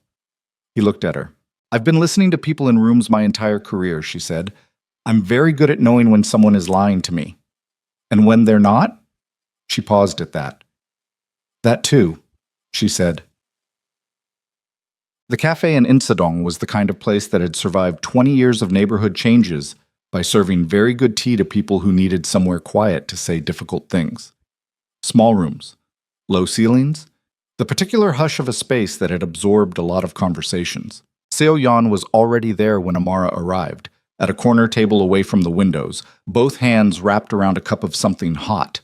She looked different. The polish was still in place, but it was sitting differently on her today, like clothing that had been worn too long. There were shadows under her eyes that her makeup wasn't fully covering. Amara sat down across from her. They looked at each other for a moment. "You came alone," Seo Yan said. "I came without Jun Seo," Amara said. "That's not the same thing." Something moved across Seo Yan's face. Almost respect. Almost. "You're smarter than I gave you credit for," she said. "You gave me no credit," Amara said. "So that's not saying much." Seo Yan absorbed that without flinching. She looked down at her cup. The cafe was quiet around them. 2 other tables occupied, nobody close. A staff member moved somewhere in the back. "Shinde Wan contacted me 6 months ago," Seo Yan said. Amara didn't react. She kept her face neutral and her hands flat on the table. "He knew about my situation with the family. Seo Yan stopped, started again. "My position in the family is not what it looks like from the outside. My mother was Hye-rin's sister. When she died, I was 18. Hye-rin took me in, educated me, gave me access to everything her family had." She looked up. "But access isn't belonging. I've known that my entire life. Everyone in that house has known it." "And Shin used that," Amar said. "He offered me something." Seo Yan's voice stayed level. "Financial independence from the family, my own business infrastructure. He said all he needed was information about family movements, about Jun Seo's business decisions, about the Kang investment portfolio." She paused. "He said it wouldn't hurt anyone." "They always say that." Seo Yan looked at her with something that was almost a flinch. "I know what I did." "Do you?" "I passed him information for 4 months." She said it plainly, no decoration. "Then he told me about you, about what he was planning to use you for, how the contract dispute would work, what discovery would expose about the family's finances." Her jaw tightened. "He told me because he wanted me to understand that what he was building was bigger than I'd agreed to be part of." "He was warning you," Amara said, "showing you what you were inside. He was controlling me." Seo Yan's voice dropped, "making sure I understood that I was in far enough that I couldn't get out without—" She stopped. Amara looked at her steadily. "What do you have on me?" The question came out clean and direct. Seo Yan met her eyes. "Shin had you investigated," she said, 3 months ago, when it became clear that Jun So was looking into the work attribution at Maison Veronique." She reached into the bag beside her chair and produced a manila envelope, set it on the table between them. "Your immigration status, a technical breach in your visa renewal from 2 years ago, a filing date discrepancy that was never flagged because no one looked for it." She paused. "If Shin's people file a complaint with immigration enforcement citing the breach claim as evidence of unstable residency, they'd trigger a review," Amar said. Her voice was very quiet. "And your current visa status would be frozen during the review period," Seo Yan said. "Weeks, possibly months, during which you couldn't legally work, couldn't enter into new contracts, couldn't launch a business," Amara said. The envelope sat on the table between them. Amara looked at it. She did not pick it up. 7 years of paperwork. 7 years of renewals and filing dates and the specific anxiety of being a foreign national in a country where the bureaucratic infrastructure was not built with her in mind and the margin for error was paper thin. She had been careful. She had been so careful. A filing date discrepancy. Something small. Something technical. Something that could be pulled out and used like a knife at exactly the wrong moment. Why are you telling me this? Amara asked. Seo-yeon looked at her cup, then at the table, then at Amara. Because I set you up Saturday night, she said. And you walked into that room anyway. And you stood there and you didn't fall apart and you didn't run and you didn't… She stopped, pressed her lips together. I wanted to humiliate you because I was afraid of what Jun-seo paying attention to you meant for me, for my position. She looked up. That was small, and I knew it was small while I was doing it. The cafe was quiet. Someone at another table turned a page. Jun-seo doesn't know about the immigration file, Seo-yeon said. Shin is holding it separately from the contract dispute. If the contract dispute doesn't produce what he needs, he uses this second. It's a backup. And you're telling me so I can tell him. I'm telling you so you can protect yourself. A pause. Whether you tell him is your decision. Amara looked at the envelope. She reached out and picked it up. Are you going to tell Shin you met with me? She asked. He'll know anyway. Seo-yeon's voice was very tired. He knows most things. What do you want from this? From coming here and telling me? Seo-yeon looked at her for a long moment, the shadows under her eyes, the makeup that wasn't covering them, the specific exhaustion of someone who has been carrying something heavy in a direction they knew was wrong and have finally, too late, put it down. Nothing, she said. I don't want anything from you. She wrapped both hands around her cup again. I want to stop being useful to a man like Shin Dae-won. I don't know how to do that from where I'm standing. She looked away. But I thought if you knew, if Jun-seo knew, it might be less useful to him if someone else had the information first. Amara stood up. She held the envelope in both hands and looked down at Seo-yeon and thought about Saturday night. The ballroom, the whispers, the specific malice of the phone call, the word embarrassed. She also thought about a woman who had been 18 years old and alone and had spent the next 20 years being adjacent to a family that wasn't hers. She didn't forgive her. She didn't have enough information yet to know what she felt about her, but she understood her. That was something. Go to Madame Kang, Amar said. Not Jun-seo, his mother. Tell her what you told me and tell her everything else. She paused. She already knows most of it. She's known people like Shin for 50 years, but she needs to hear it from you. A beat. You owe her that. Seo-yeon's throat moved. Her eyes dropped. She'll be furious, she said. Yes, Amara said. Probably. And then? Amara picked up her bag. I don't know, she said honestly, but it'll be the truth, which is more than either of us has been operating with. She walked out. The street hit her cold and immediate. She stood on the Insadong pavement with the envelope under her arm and the morning traffic moving past her, and she pulled out her phone. She called Jun-seo. He picked up on the first ring. I have something, she said. Meet me. Where are you? In Sadong, outside a tea house. She looked up at the street sign, gave him the intersection. 10 minutes, he said. Jun-seo. She stopped. Started again. The thing she has on me. The backup. It's an immigration issue. Her voice was steady. She was proud of how steady it was, given what was happening behind it. A filing discrepancy from 2 years ago. Shin can file a complaint and freeze my work status during review. A pause on the line. Can he actually do that? She asked. Or is he bluffing? The pause lasted 2 seconds longer than she wanted it to. He can do it, Jun-seo said. The cold went deeper. Okay, she said. Don't move. I'm coming. She stood on the pavement and held the envelope and watched the street. The ordinary Monday morning of Insadong moving around her. Tourists, shop owners, a couple arguing quietly beside a parked scooter, a child pulling at his mother's sleeve. Her phone buzzed. The unknown number again. She opened the text. You have until midnight tonight. Leave Seoul or we file in the morning. She read it twice. She thought about Chicago, about her mother's apartment in Pilsen and the dry cleaner on the corner and the card that was still in her kit bag. You were always meant for big things, baby. She thought about 7 years, about every piece of work that had gone out into the world wearing someone else's name, about the emerald gown unfinished on the chair beside her bed and the gold silk on the work table she couldn't go back to and the signature she had practiced in the margin of a cocktail napkin once, at 19 years old, in a design school studio in New York, at 2 in the morning when she was so tired her hand was shaking. Amara Brooks. She thought about how it had looked on the page. She thought about how she had covered it with her palm when someone walked past. A black car rounded the corner and pulled to the curb in front of her. Junseo got out before it stopped fully moving. He walked straight to her. He looked at her face and then at the envelope, and then at her phone, and then back at her face. "Tell me everything," he said. She looked at him. She looked at the city around her, her city, in the specific way that cities belong to people who've bled for them, who've given them years and youth and the best of their invisible work. She opened her mouth to speak, and that was when the second phone, the one in Junseo's jacket, rang. He answered it, and she watched his face change, watched something move through it that she had not seen there before. Not fear, but the thing that lives just adjacent to fear in people who have trained themselves not to feel it directly.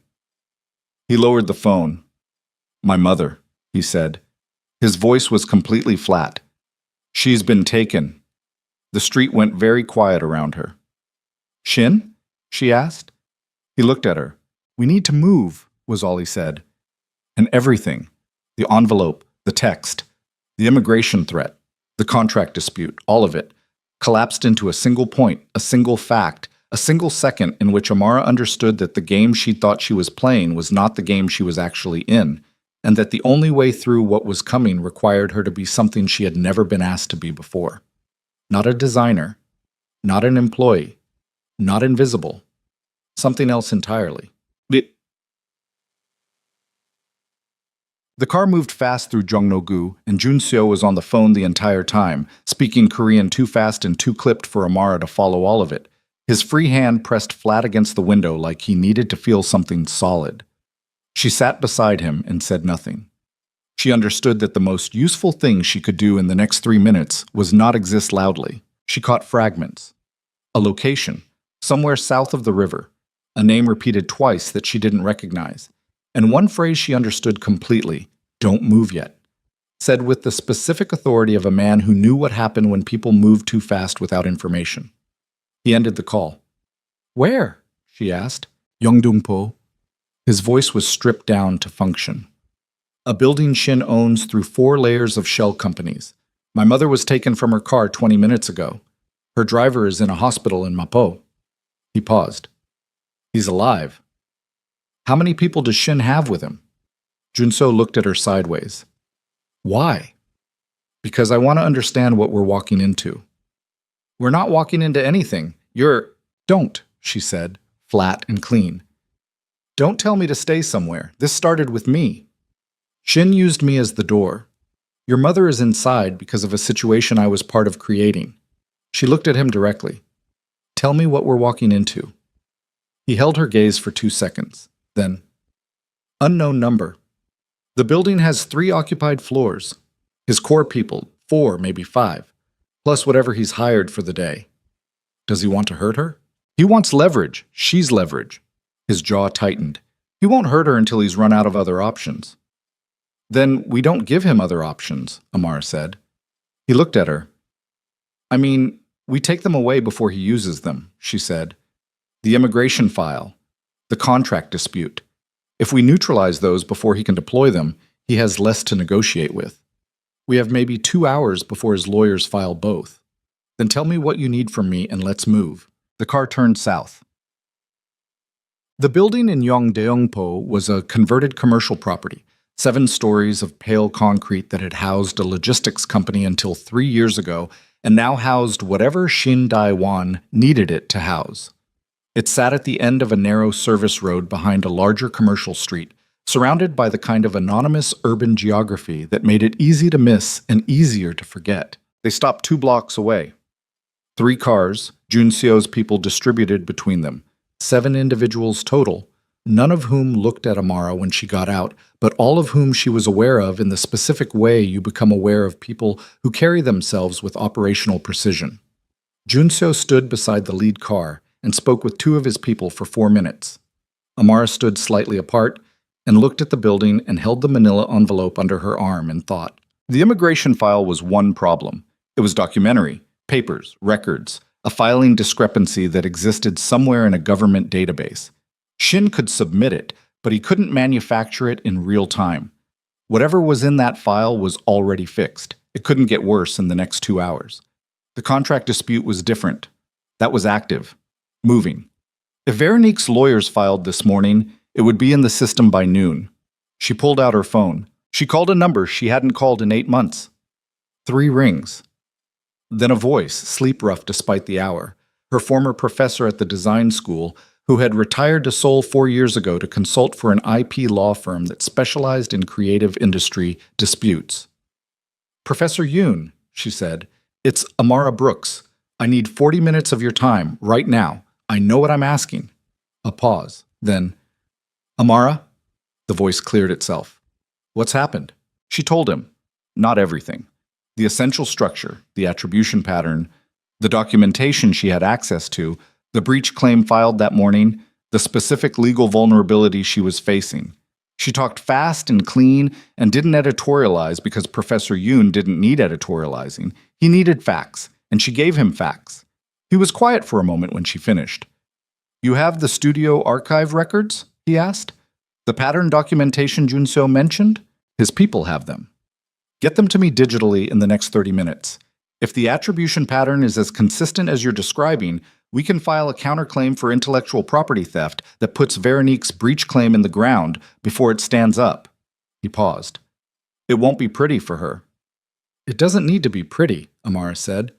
"No," he agreed. "It needs to be fast." A beat. "Send me the files." She ended the call and turned to find Junseo 3 feet behind her, having clearly heard most of the conversation. She held out her hand. "The archive documentation your people pulled, I need it sent to an attorney in the next 20 minutes. He looked at her hand, then at her face. Something moved through his expression. Brief, complicated, and genuinely unguarded in a way she hadn't seen on him before. He took out his own phone and made a call and said 3 words in Korean. "Done," he said. "It's going to him now." "Okay." She put her phone in her coat pocket. "Now tell me the plan." The plan had 2 parts. The first part was Junseo's. A direct approach to the building using a point of access Shin didn't know his people had identified, through the loading bay on the east side that connected to a service corridor on the 2nd floor. His people went first, fast and quiet, and with the specific economy of movement that comes from training rather than improvisation. The second part was Amara's. She hadn't told Junseo about the second part. While his team made their approach from the east, she walked around the building to the front entrance. The main door, the one with a security desk visible through the glass and 2 men standing near it who were clearly not building staff. She pushed through the door. Both men looked at her immediately. She kept walking. She had the manila envelope in her hand and she held it at the kind of angle that suggested it was important, and she was delivering it and she had somewhere to be afterward. "Delivery," she said. In Korean. Her Korean was functional and accented and usually made people do a small recalibration. The moment of processing that a Black American woman was speaking to them in their language. And she had learned over 7 years to use that recalibration the way you use any small window of opportunity. "Document package for Mr. Shin. Time sensitive. I was told to deliver directly." The 2 men looked at each other. One of them moved toward her. "Wait here," he said. "I was told directly," she repeated. She let impatience into her voice. Not aggression, just the specific energy of someone who has a next appointment. "This is legal documentation. If there's a delay in delivery and the filing deadline is missed..." "Wait," he said again. She waited. She was aware of her pulse in a way she usually wasn't. Not racing, just present, loud, making itself known. The man with the phone stepped away and spoke quietly. 15 seconds. Then he looked at her. "What firm?" She named Professor Yoon's firm without hesitating. It was a real firm, known in Seoul legal circles, known to people who dealt in the kind of business where legal coverage mattered. The man looked at her for another moment. He stepped aside and pointed to the elevator. "4th floor," he said. She walked to the elevator. She pressed 4. She watched the doors close. In the 30 seconds between floors, she sent Junseo a text. "Front, 4th floor, now." She put her phone away. The elevator opened. Bottom. The 4th floor was a single large open space that had probably been an open-plan office. Most of the furniture was gone. What remained was a conference table, several chairs, a bank of windows overlooking the service road below, and 3 men standing near those windows. Shin Dae-won was not what she'd built in her head. She'd built something. She hadn't meant to, but the brain does what it does with threats. assembles them into shapes it can process. She'd built someone large and explicitly menacing. What she got instead was a man in his mid-60s, slight, with silver hair and a face that had the composed, patient quality of someone who had been winning slow games for decades. He was wearing a good suit. He was holding a cup of coffee. He looked at her, and something in his face registered genuine surprise. Not fear, just the specific surprise of a man who is used to controlling his environment and has just found an element in it he didn't place there. Madame Kang was seated at the far end of the conference table. She was composed, upright. Her coat was slightly askew, a button misaligned that she would never normally allow, and that detail, that single detail of disorder on a woman who held herself like architecture, was the most frightening thing in the room. She looked at Amara, and something moved through her eyes. Not relief exactly. Something more complex. The particular expression of a woman reassessing something she thought she knew. The two men beside Shin moved immediately, one toward Amara, one toward a position that covered the elevator. "Miss Brooks," Shin said.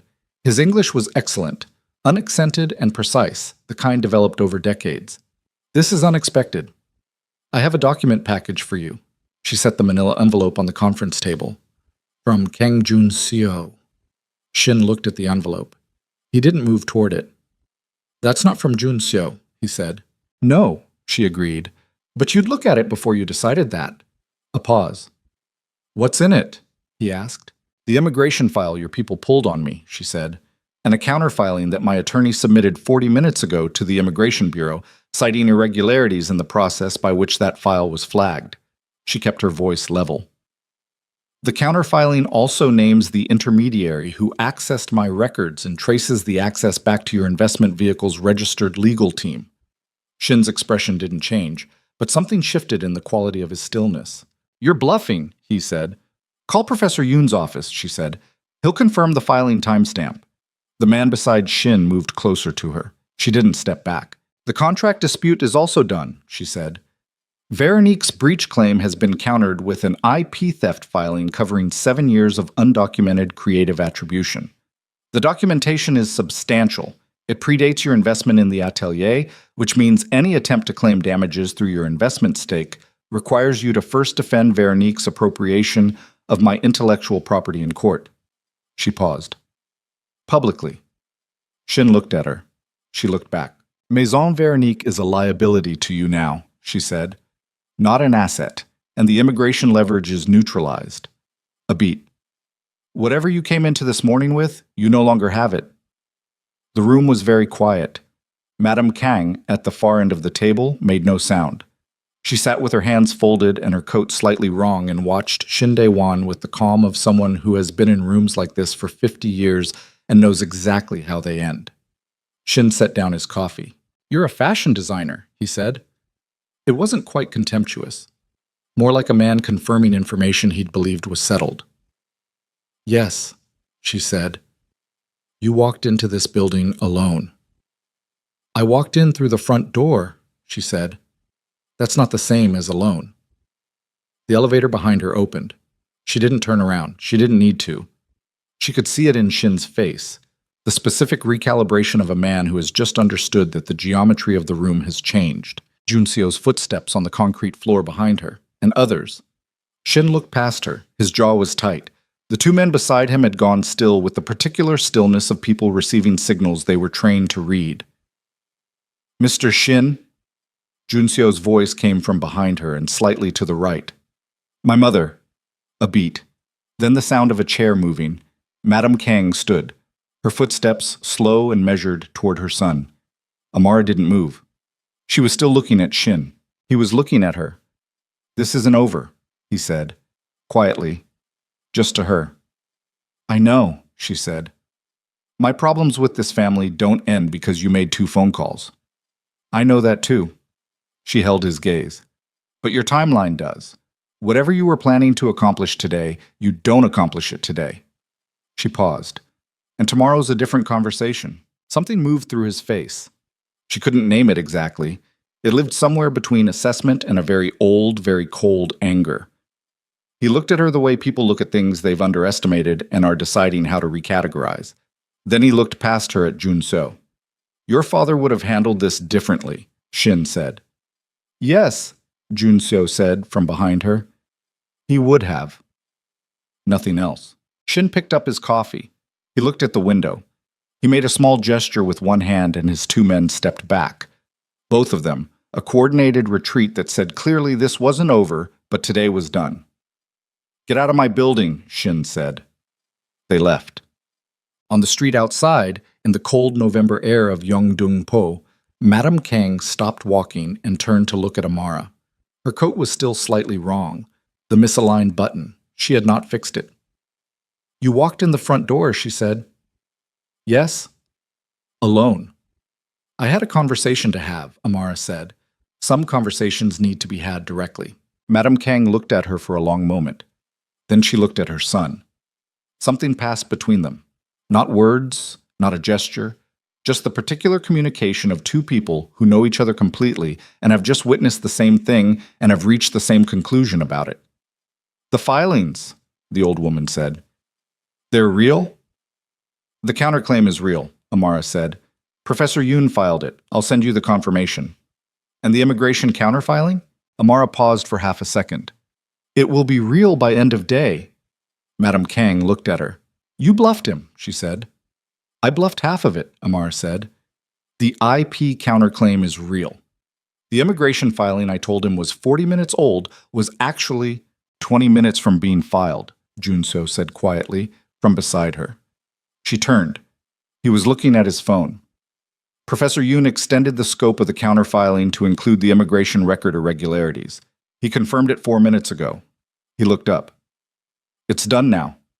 Amara looked at him. Your attorney works fast, he said. He was always good under pressure, she said.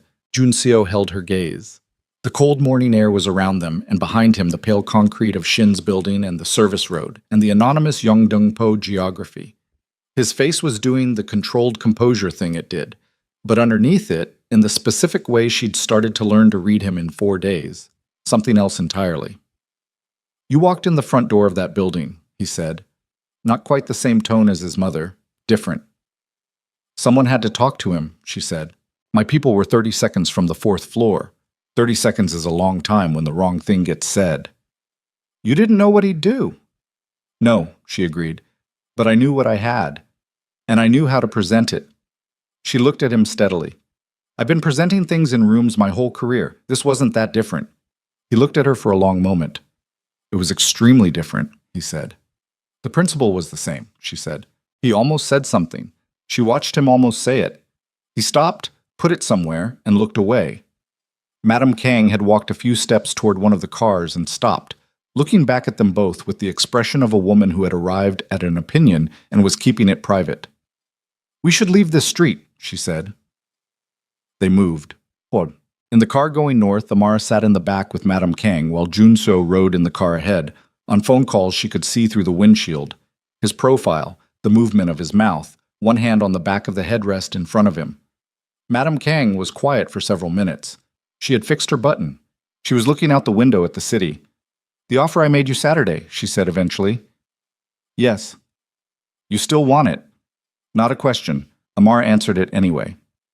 Yes. After this morning. After this morning more than before this morning, Amara said. The old woman turned to look at her. Why?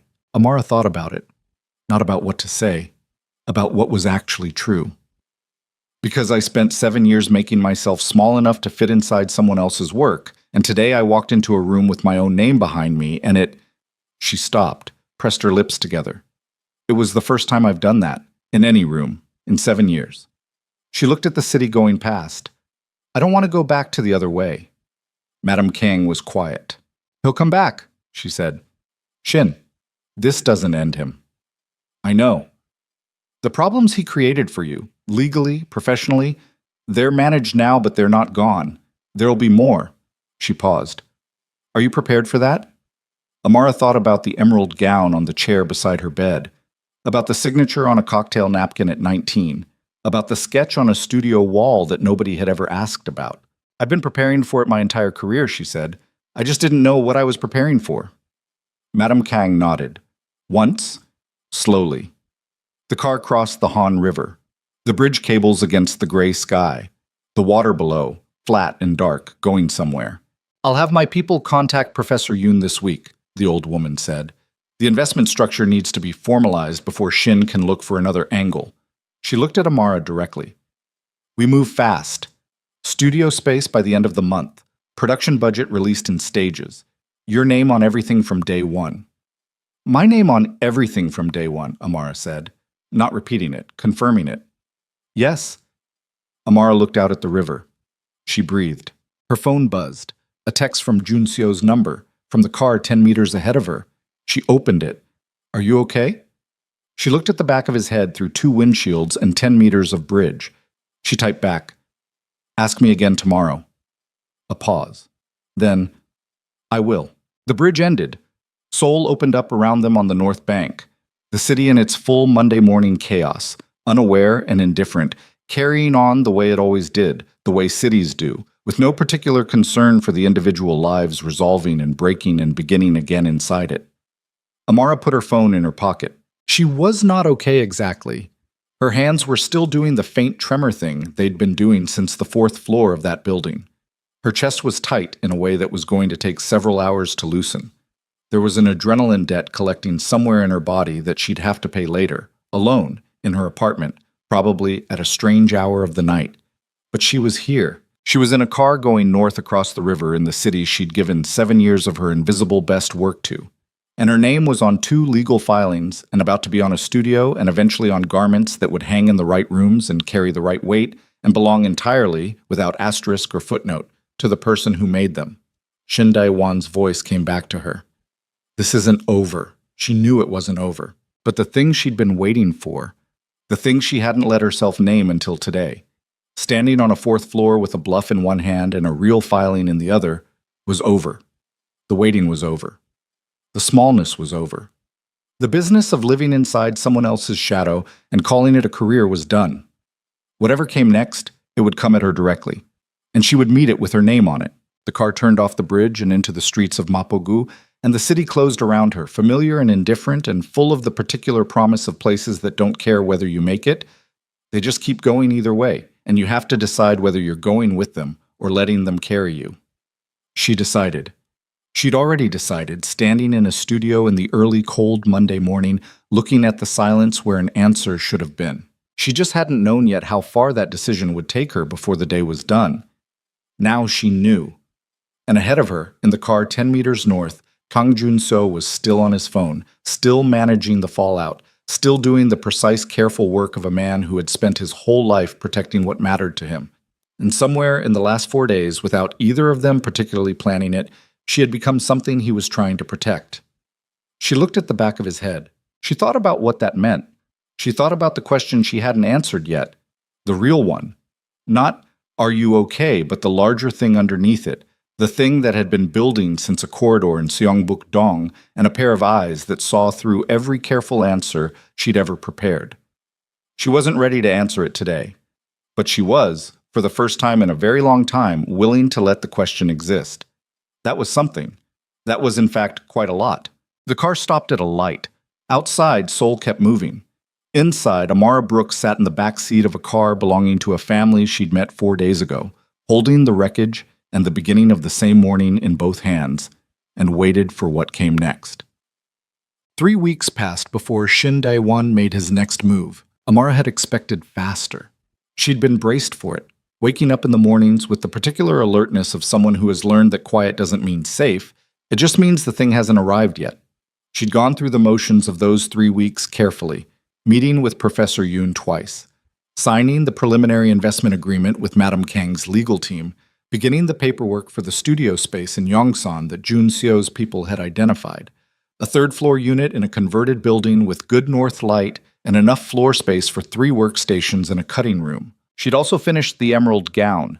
She'd done it the night after Yongdeungpo, sitting on her apartment floor with the fabric spread around her and her hands shaking in the 1st hour, and steady by the 3rd, working through the night the way she'd always worked through the hard things, with her hands, with the specific comfort of cloth and thread, and the problems that had solutions if you were patient enough to find them. The gown was hanging on the back of her bedroom door.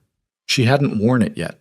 She was waiting for the right occasion without letting herself think too carefully about what that occasion would be. The call from Professor Yoon came on a Thursday morning in late November. Shin filed, he said. Not the immigration angle. That's neutralized, and he knows it. He went a different direction. A pause. He's filed a defamation claim against you personally, alleging that your IP counterclaim against Veronique contained false statements of fact that damaged the reputation of his investment vehicle. Amara sat down on the edge of her bed. Can he win that? She asked. No, Professor Yoon said, but winning isn't the point. The point is cost. Discovery will take months. Legal fees will accumulate. It's designed to drain resources before your studio launch. Another pause. It's a pressure campaign. He's betting you'll settle. She looked at the emerald gown on the back of her door. What's the counter strategy? She asked. We answer it aggressively and immediately. Full documentation response, no settlement overture, no indication we're feeling the pressure. He paused. It'll be expensive. How expensive? He told her. She breathed through it. Do it, she said. She told Jun So that evening. They were in the Yongsan studio space, her studio space, empty still except for a folding table and 2 chairs and the particular smell of a freshly renovated room, paint, and concrete and possibility. She'd been coming here in the evenings to think, which was something she hadn't been able to do in the Mapon studio because everything there had belonged to someone else, and she'd always felt it. He listened without interrupting. He was leaning against the wall by the window, arms crossed, looking at the floor while she talked. When she finished, he was quiet for a moment. I'll cover the legal costs, he said. No. He looked up. I mean it, she said. The investment agreement covers the studio infrastructure. Legal costs for my personal defense are mine. She held his gaze. If I let you pay for everything that comes at me because of my connection to your family, I'm not running my own business. I'm running your family's investment. A beat. That's not what either of us agreed to. He looked at her for a long moment. The empty room around them, the north light going gray-blue in the late afternoon. You can't afford it alone, he said. I know that. She sat down on the edge of the folding table. I have some savings. I'll use them. And if it runs over, I'll ask you for a loan at a documented interest rate that I'll repay. She paused. Not a gift. A loan. That's what I need it to be, she said. He pressed his lips together. He looked at the ceiling. He made the small gesture she'd come to recognize. 2 fingers against his jaw, the thing he did when he was pushing down a reaction he'd decided not to voice. All right, he said. Thank you. You're very difficult, he said. I've been told, she said.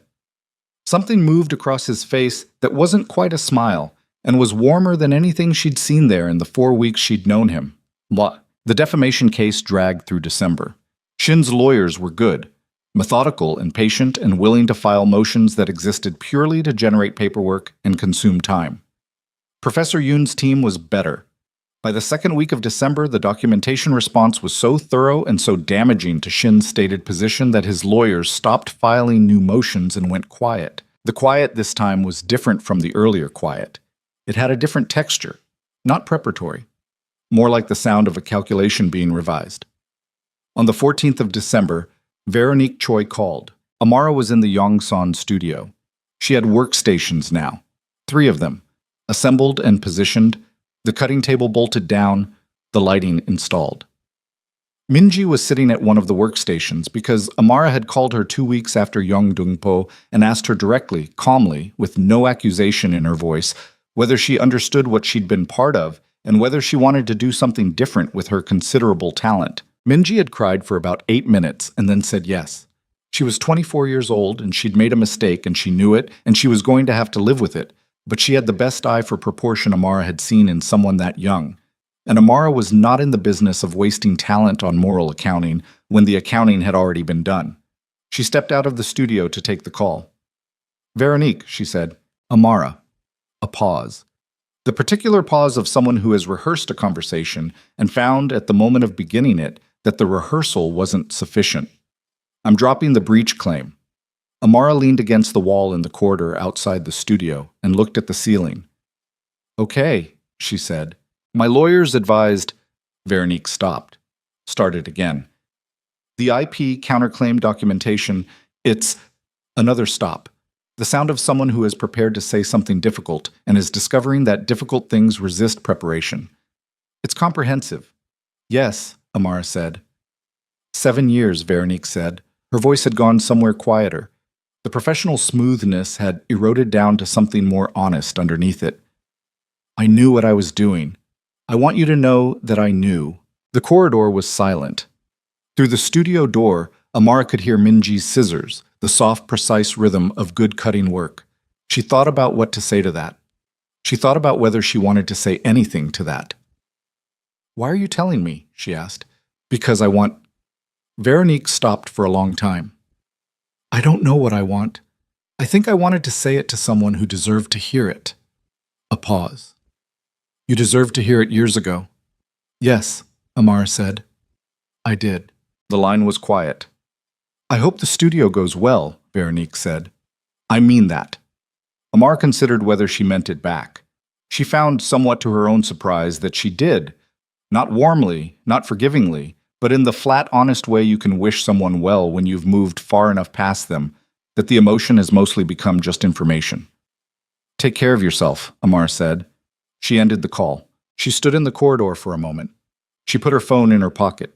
She went back into the studio and sat down at her workstation and picked up the sketch she'd been working on and looked at it with fresh eyes and found, to her quiet satisfaction, that it was good. Shinde Wan withdrew the defamation claim on the 22nd of December. No statement, no explanation. The claim simply disappeared from the filing system, withdrawn by his legal team on a Tuesday afternoon while Seoul was busy with the particular festive indifference of a city that doesn't slow down for anything. Professor Yoon called to confirm it. He sounded, for the first time in Amara's experience of him, genuinely pleased. He ran the numbers, Professor Yoon said, the cost of continuing against what he'd gain. He's a practical man when the arithmetic is clear enough. Is he done? Amara asked. With this avenue, yes. With your connection to the Kong family broadly? A pause. That's a longer question. But not today's question. Not today's question, he agreed. She thanked him. She ended the call. She went to the window of the Yongsan studio and looked out at the city in the early winter dark. The lights coming on across Yongsan, the Han River visible in the distance, the particular blue-black of a Seoul evening in December. Her studio. Her window. Her view. She pressed her forehead against the cold glass for a moment, briefly, the way you touch something you want to make sure is real. It was real, yeah. Madame Kang called her on Christmas Eve. Not to discuss business. The old woman called to ask how she was sleeping, which was a question nobody had asked Amara in some time, and the specificity of it, not how are things going or how is the launch preparation, but how are you sleeping, made something in her chest do a slow, complicated thing. Better, Amara said, than I was. Good. A pause. The gala in February. I want you there. Not as a designer associated with my family's investment. As a guest. Another pause. There's a difference. I know the difference, Amara said. I know you know, Madame Kang said. I'm saying it anyway because some things should be said out loud. A brief pause. Jun Seo will be there. I assumed. He asks about the studio more than business requires, the old woman said. Very dry, very even. Amara looked at the emerald gown on the back of her bedroom door. Tell him the studio is progressing well, she said. Tell him yourself, Madame Kang said, and ended the call. He showed up at the studio 3 days later. No message, no call ahead, just a knock on the studio door at 4:30 on a Thursday afternoon. Minji answered it, looked back at Amara with an expression carefully emptied of anything useful, and stepped out to give them the room. Junseo stood in the doorway of Amara's studio and looked at what she'd built. She watched him look at it. The 3 workstations, the cutting table, the bolts of fabric along the east wall, a deep terracotta silk, a black wool crepe, the beginning of a midnight blue she hadn't named yet. The sketches pinned above each station, filling the wall to the ceiling. Her sketches. Her name in the corner of every one of them. He looked at it all for a long time. Then he looked at her. It's good, he said. I know, she said. He came into the room. He stood by the cutting table and looked at the sketch she'd been working on. A coat, asymmetric closure, structured shoulders that tapered into something unexpected at the hem. He looked at it for a moment. This is new, he said. Everything here is new, she said. That's the point. He looked up from the sketch. She was standing on the other side of the cutting table, and the late afternoon light was coming from the north windows, and the studio smelled like fabric and fresh paint, and the particular clean air of a space that was only beginning to accumulate its history. My mother's gala, he said. February, she said. Yes, he paused. I thought maybe before February we could... He stopped. The composed precision that was usually his operating mode had developed a small fault line. She recognized it because she'd seen it on the bridge at Yeongdeungpo when he'd looked at her in the car with his mother. I thought we could have dinner. We've had dinner, she said. We've been in the same locations where food was present, he said. That's not the same thing. She looked at him across the cutting table. The sketch between them. Outside, the December city getting dark early and fast. I'm not easy to know, she said. It came out plainly. Not a warning exactly. Just true. I'm aware, he said. I don't trust quickly. I know that too. And your family's situation is... She stopped. Found the honest version. It's complicated, for me. For what I'm trying to build. She pressed her hands flat on the cutting table. I need what I'm building to be mine. Fully mine. Not something that exists in the shadow of a relationship with your family. Yes, he said simply. That means if something... She stopped again, started more carefully. If something develops between us, it can't compromise that. It can't become another arrangement where someone else's name ends up in front of mine. I would never... I know you wouldn't mean to, she said. That's not the same as it not happening.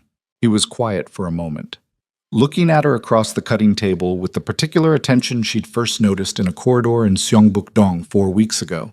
The attention that didn't look away, didn't recalibrate, just stayed. What do you need from me? He asked. To trust that this is different. She thought about the question. She took it seriously the way it deserved to be taken seriously. Time, she said, and for you to not try to solve things for me that I haven't asked you to solve. I can do that, he said. The second one will be harder than the first. I know, she said, but I can do it. She looked at him. She thought about the bridge in Yeongdeungpo and the terrace in Seongbuk-dong and a fourth-floor room in a pale concrete building where she'd stood with a bluff in her hand and felt, for the first time in 7 years, like she was standing on her own ground. She thought about the fact that he'd been 10 meters behind her on that bridge and 30 seconds away on that fourth floor and had not either time tried to get there first. Saturday, she said. Dinner. Something happened in his face. Brief. Genuine.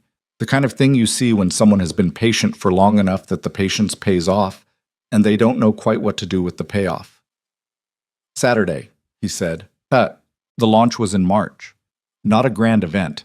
Amara had decided against grand, not because she couldn't do grand, but because she didn't want her first public moment to be about spectacle. She wanted it to be about the work. A small showing in the Yongsan studio, 30 invited guests, 6 pieces from the first collection displayed on forms in the north light.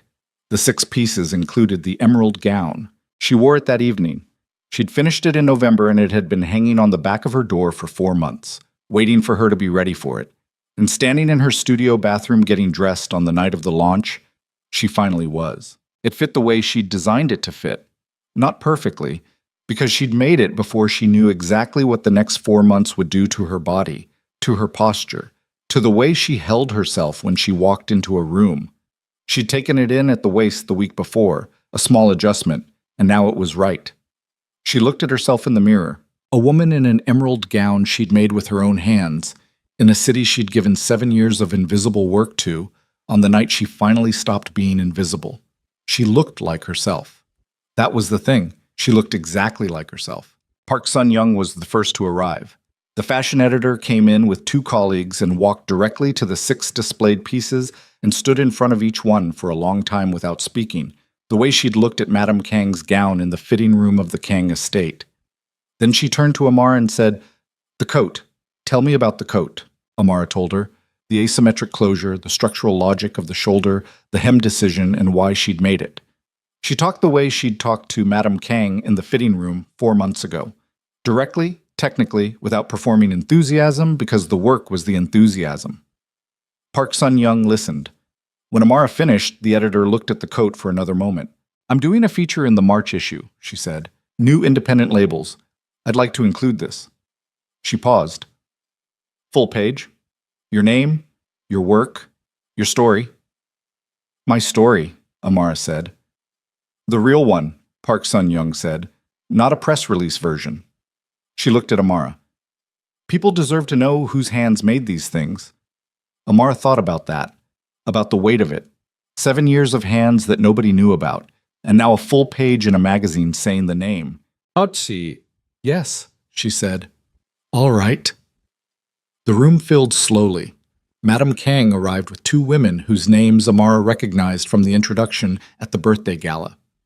The CEO of the cosmetics company came with his wife, who looked at the emerald gown for a long time and asked quietly if it was available for commission. Seo Yan came. She came alone near the end of the evening when the room had thinned out a little, and she stood in the doorway for a moment before coming in. She was wearing something simple, not trying, not performing. She looked like a person who had spent the past 3 months in some private reckoning and had come out of it carrying something she hadn't carried in. She stopped in front of the midnight blue piece, the one Amara had named last, the one she'd finished the week before the launch, the color she'd finally settled on calling Han River in November. This one, So-yeon said quietly, not to Amara specifically, just to the room. Amara came to stand beside her. They looked at the piece together for a moment. Did you go to Madame Kang? Amara asked. The day after Yongdongpo, So-yeon said. Yes. How was it? Exactly as terrible as I expected. A pause. And then she made tea, and we talked for 2 hours. Seo-yeon's voice was measured and very quiet. She's known about Shin for longer than I told her. She knew most of what I'd done. She just needed to hear me say it. And now? Seo-yeon looked at the midnight blue. And now I'm still in the house. Still not family, not really, but... She stopped, found words. She said belonging isn't given, it's built. A pause. I think she was talking about me. I think she was also talking about you. Amara looked at the dress, at the Han River color she'd chosen, because it was honest, because it didn't try to be more beautiful than it was, just held its particular truth in the light. I'm sorry, Seo-yeon said. For the phone call. For the party. I know, Amara said. That's all I wanted to say. I know that too. They stood there for another moment in the comfortable, slightly uncomfortable way of 2 people who are not friends and may not become friends, but have been through something together that requires a different category. Then Seo-yeon said, The Midnight Blue, can I commission it? Amara looked at her. I'll put you on the list, she said. Junseo arrived late, which she'd expected, and stayed after everyone else had gone, which she'd also expected. He stood in the middle of the empty studio after the last guest left, looking at the 6 pieces in the north light. She was at the work table behind him, straightening things, winding down the way you wind down after an evening that has taken everything you had and returned it with interest. Well, she said. He turned to look at her across the studio. Well, he said, that's not an answer. It's everything, he said simply. The work is everything. He paused. You know that already. I do, she said. I want to hear it. He walked toward her. He stopped on the other side of the work table. The same geometry as the cutting table the week before, the same north light going dark now into evening, the same sketch between them that had become 6 finished pieces hanging in the room. The coat, he said. Park Sun-young is going to write about the coat. She told me. It'll change things. I know. Fast, he said. Faster than you might be ready for. I've been getting ready for 7 years, she said. I think I'm ready. He looked at her for a long moment. The emerald gown, he said. What about it? You made it for yourself. Yes. Before any of this, before my mother's offer, before Yongdongpo. He paused. You were already making something for yourself. She looked at him, the question behind the observation. I'd been making things for myself my whole career, she said. I just kept giving them away. She pressed her hands flat on the work table. I stopped giving them away. He looked at her hands on the table, then at her face. I have something for you, he said. He reached into his jacket pocket and set something on the work table between them. Small. Flat. A photograph printed on good paper. She looked at it. It was a photograph of a cocktail napkin. On the napkin, in faded ink, was a sketch. Rough. Immediate. The quick, confident line of someone who draws the way they think. A gown, asymmetric at the hem. And in the corner, in handwriting she recognized as her own. Amara Brooks. She stared at it. "Where did you get this?" she asked. Her voice had gone somewhere quiet. "The cafe in Hongdae," he said. "Where you drew the initial sketch for my mother's gown. The owner keeps things left behind. My people found it when we were documenting the attribution timeline." He paused. "It's been in that cafe for 11 weeks, sitting in a drawer." She looked at the photograph, at the sketch, at the signature she'd written at 19 in a design school studio and covered with her palm and had been covering in one form or another for every year since. Amara Brooks, her name, her handwriting, her gown, the one that had ended up on Madame Kang's shoulders in a ballroom full of Seoul's most powerful people, the one that had started everything that followed, the one that had been out in the world doing its work without her name attached to it. The original was still in a cafe drawer somewhere, but here it was anyway, the beginning of it. She picked up the photograph. "Thank you," she said. He nodded. She held the photograph in both hands and looked at it for a moment longer. Then she crossed the studio to the wall above her primary workstation and found the pushpin she kept there, and she pinned the photograph at the center of the wall, above the sketches, above the work, at the highest point she could reach. She stepped back. There it was. The beginning, above everything that had come from it. She stood in her studio in her emerald gown and looked at her own name in her own handwriting pinned above her own work, and felt something move through her that didn't have a clean word in any language she spoke. Not joy exactly, not relief exactly, not triumph. Something larger and quieter than all of those. The specific feeling of arriving somewhere after a very long journey and finding that the place is real and that you earned it and that nobody can take it from you. Junseo was beside her. Not close, just present. The way he'd been present on a terrace overlooking Seoul on a November night that felt like much longer ago than 4 months. "What's next?" he asked. She looked at the sketch, at the name. "The Coat," she said. Park Sun-young's article, the second collection. She paused. "And Shin will try something else eventually, and there'll be other things, other problems, other rooms to walk into." She looked at the photograph. "But they'll come at Amara Brooks, not at whoever Amara Brooks works for." She paused. "That's different." "Yes," he said. "It is." The studio was quiet. Through the north windows, Seoul blazed in its ordinary, extraordinary way. The lights of the Han River banks, the bridges pulling the two halves of the city together, the endless upward pressure of a place that doesn't stop building itself. Amara looked at it. She had come here 7 years ago with a partial scholarship and a portfolio her professors called technically exceptional and a hunger she hadn't known yet how to feed correctly. She had given this city the best of her invisible work. She had been used and overlooked and managed and underestimated, and she had survived all of it.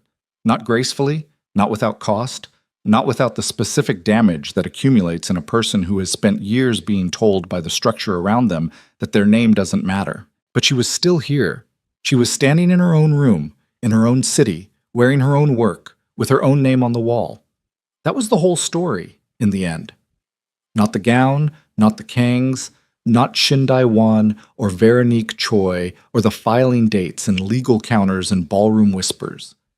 All of that had happened, and all of it had mattered, and none of it was the actual story. The actual story was the signature, the one she'd written at 19 and hidden, and had spent 7 years working toward the courage to stop hiding. She'd found the courage. The rest was just work, the good kind. Junseo's hand found hers on the work table. Not dramatic, not a gesture, just his hand settling next to hers, and then around hers, with the quiet certainty of someone who had decided something and was done deliberating. She let him. Outside, Seoul kept going. The river kept moving. The lights held against the dark the way lights do. Not permanently, not without effort, just stubbornly, one by one, refusing to go out. Inside, a woman who had spent 7 years living in someone else's shadow stood in the light of her own making and looked at her name on the wall and understood, finally, completely, with her whole body and not just her mind, that she had always been this, that the shadow had never been the truth of her, that the truth had been here all along, in the work, in the hands, in the name she had practiced writing since she was 19 years old, in a room where nobody was watching. She had always known who she was. She had finally stopped letting the world convince her otherwise. Amara Brooks. No hidden credits, no borrowed recognition, no one standing in front of her name, just the work and the woman who made it, and the city that would now, finally, irreversibly, know the difference.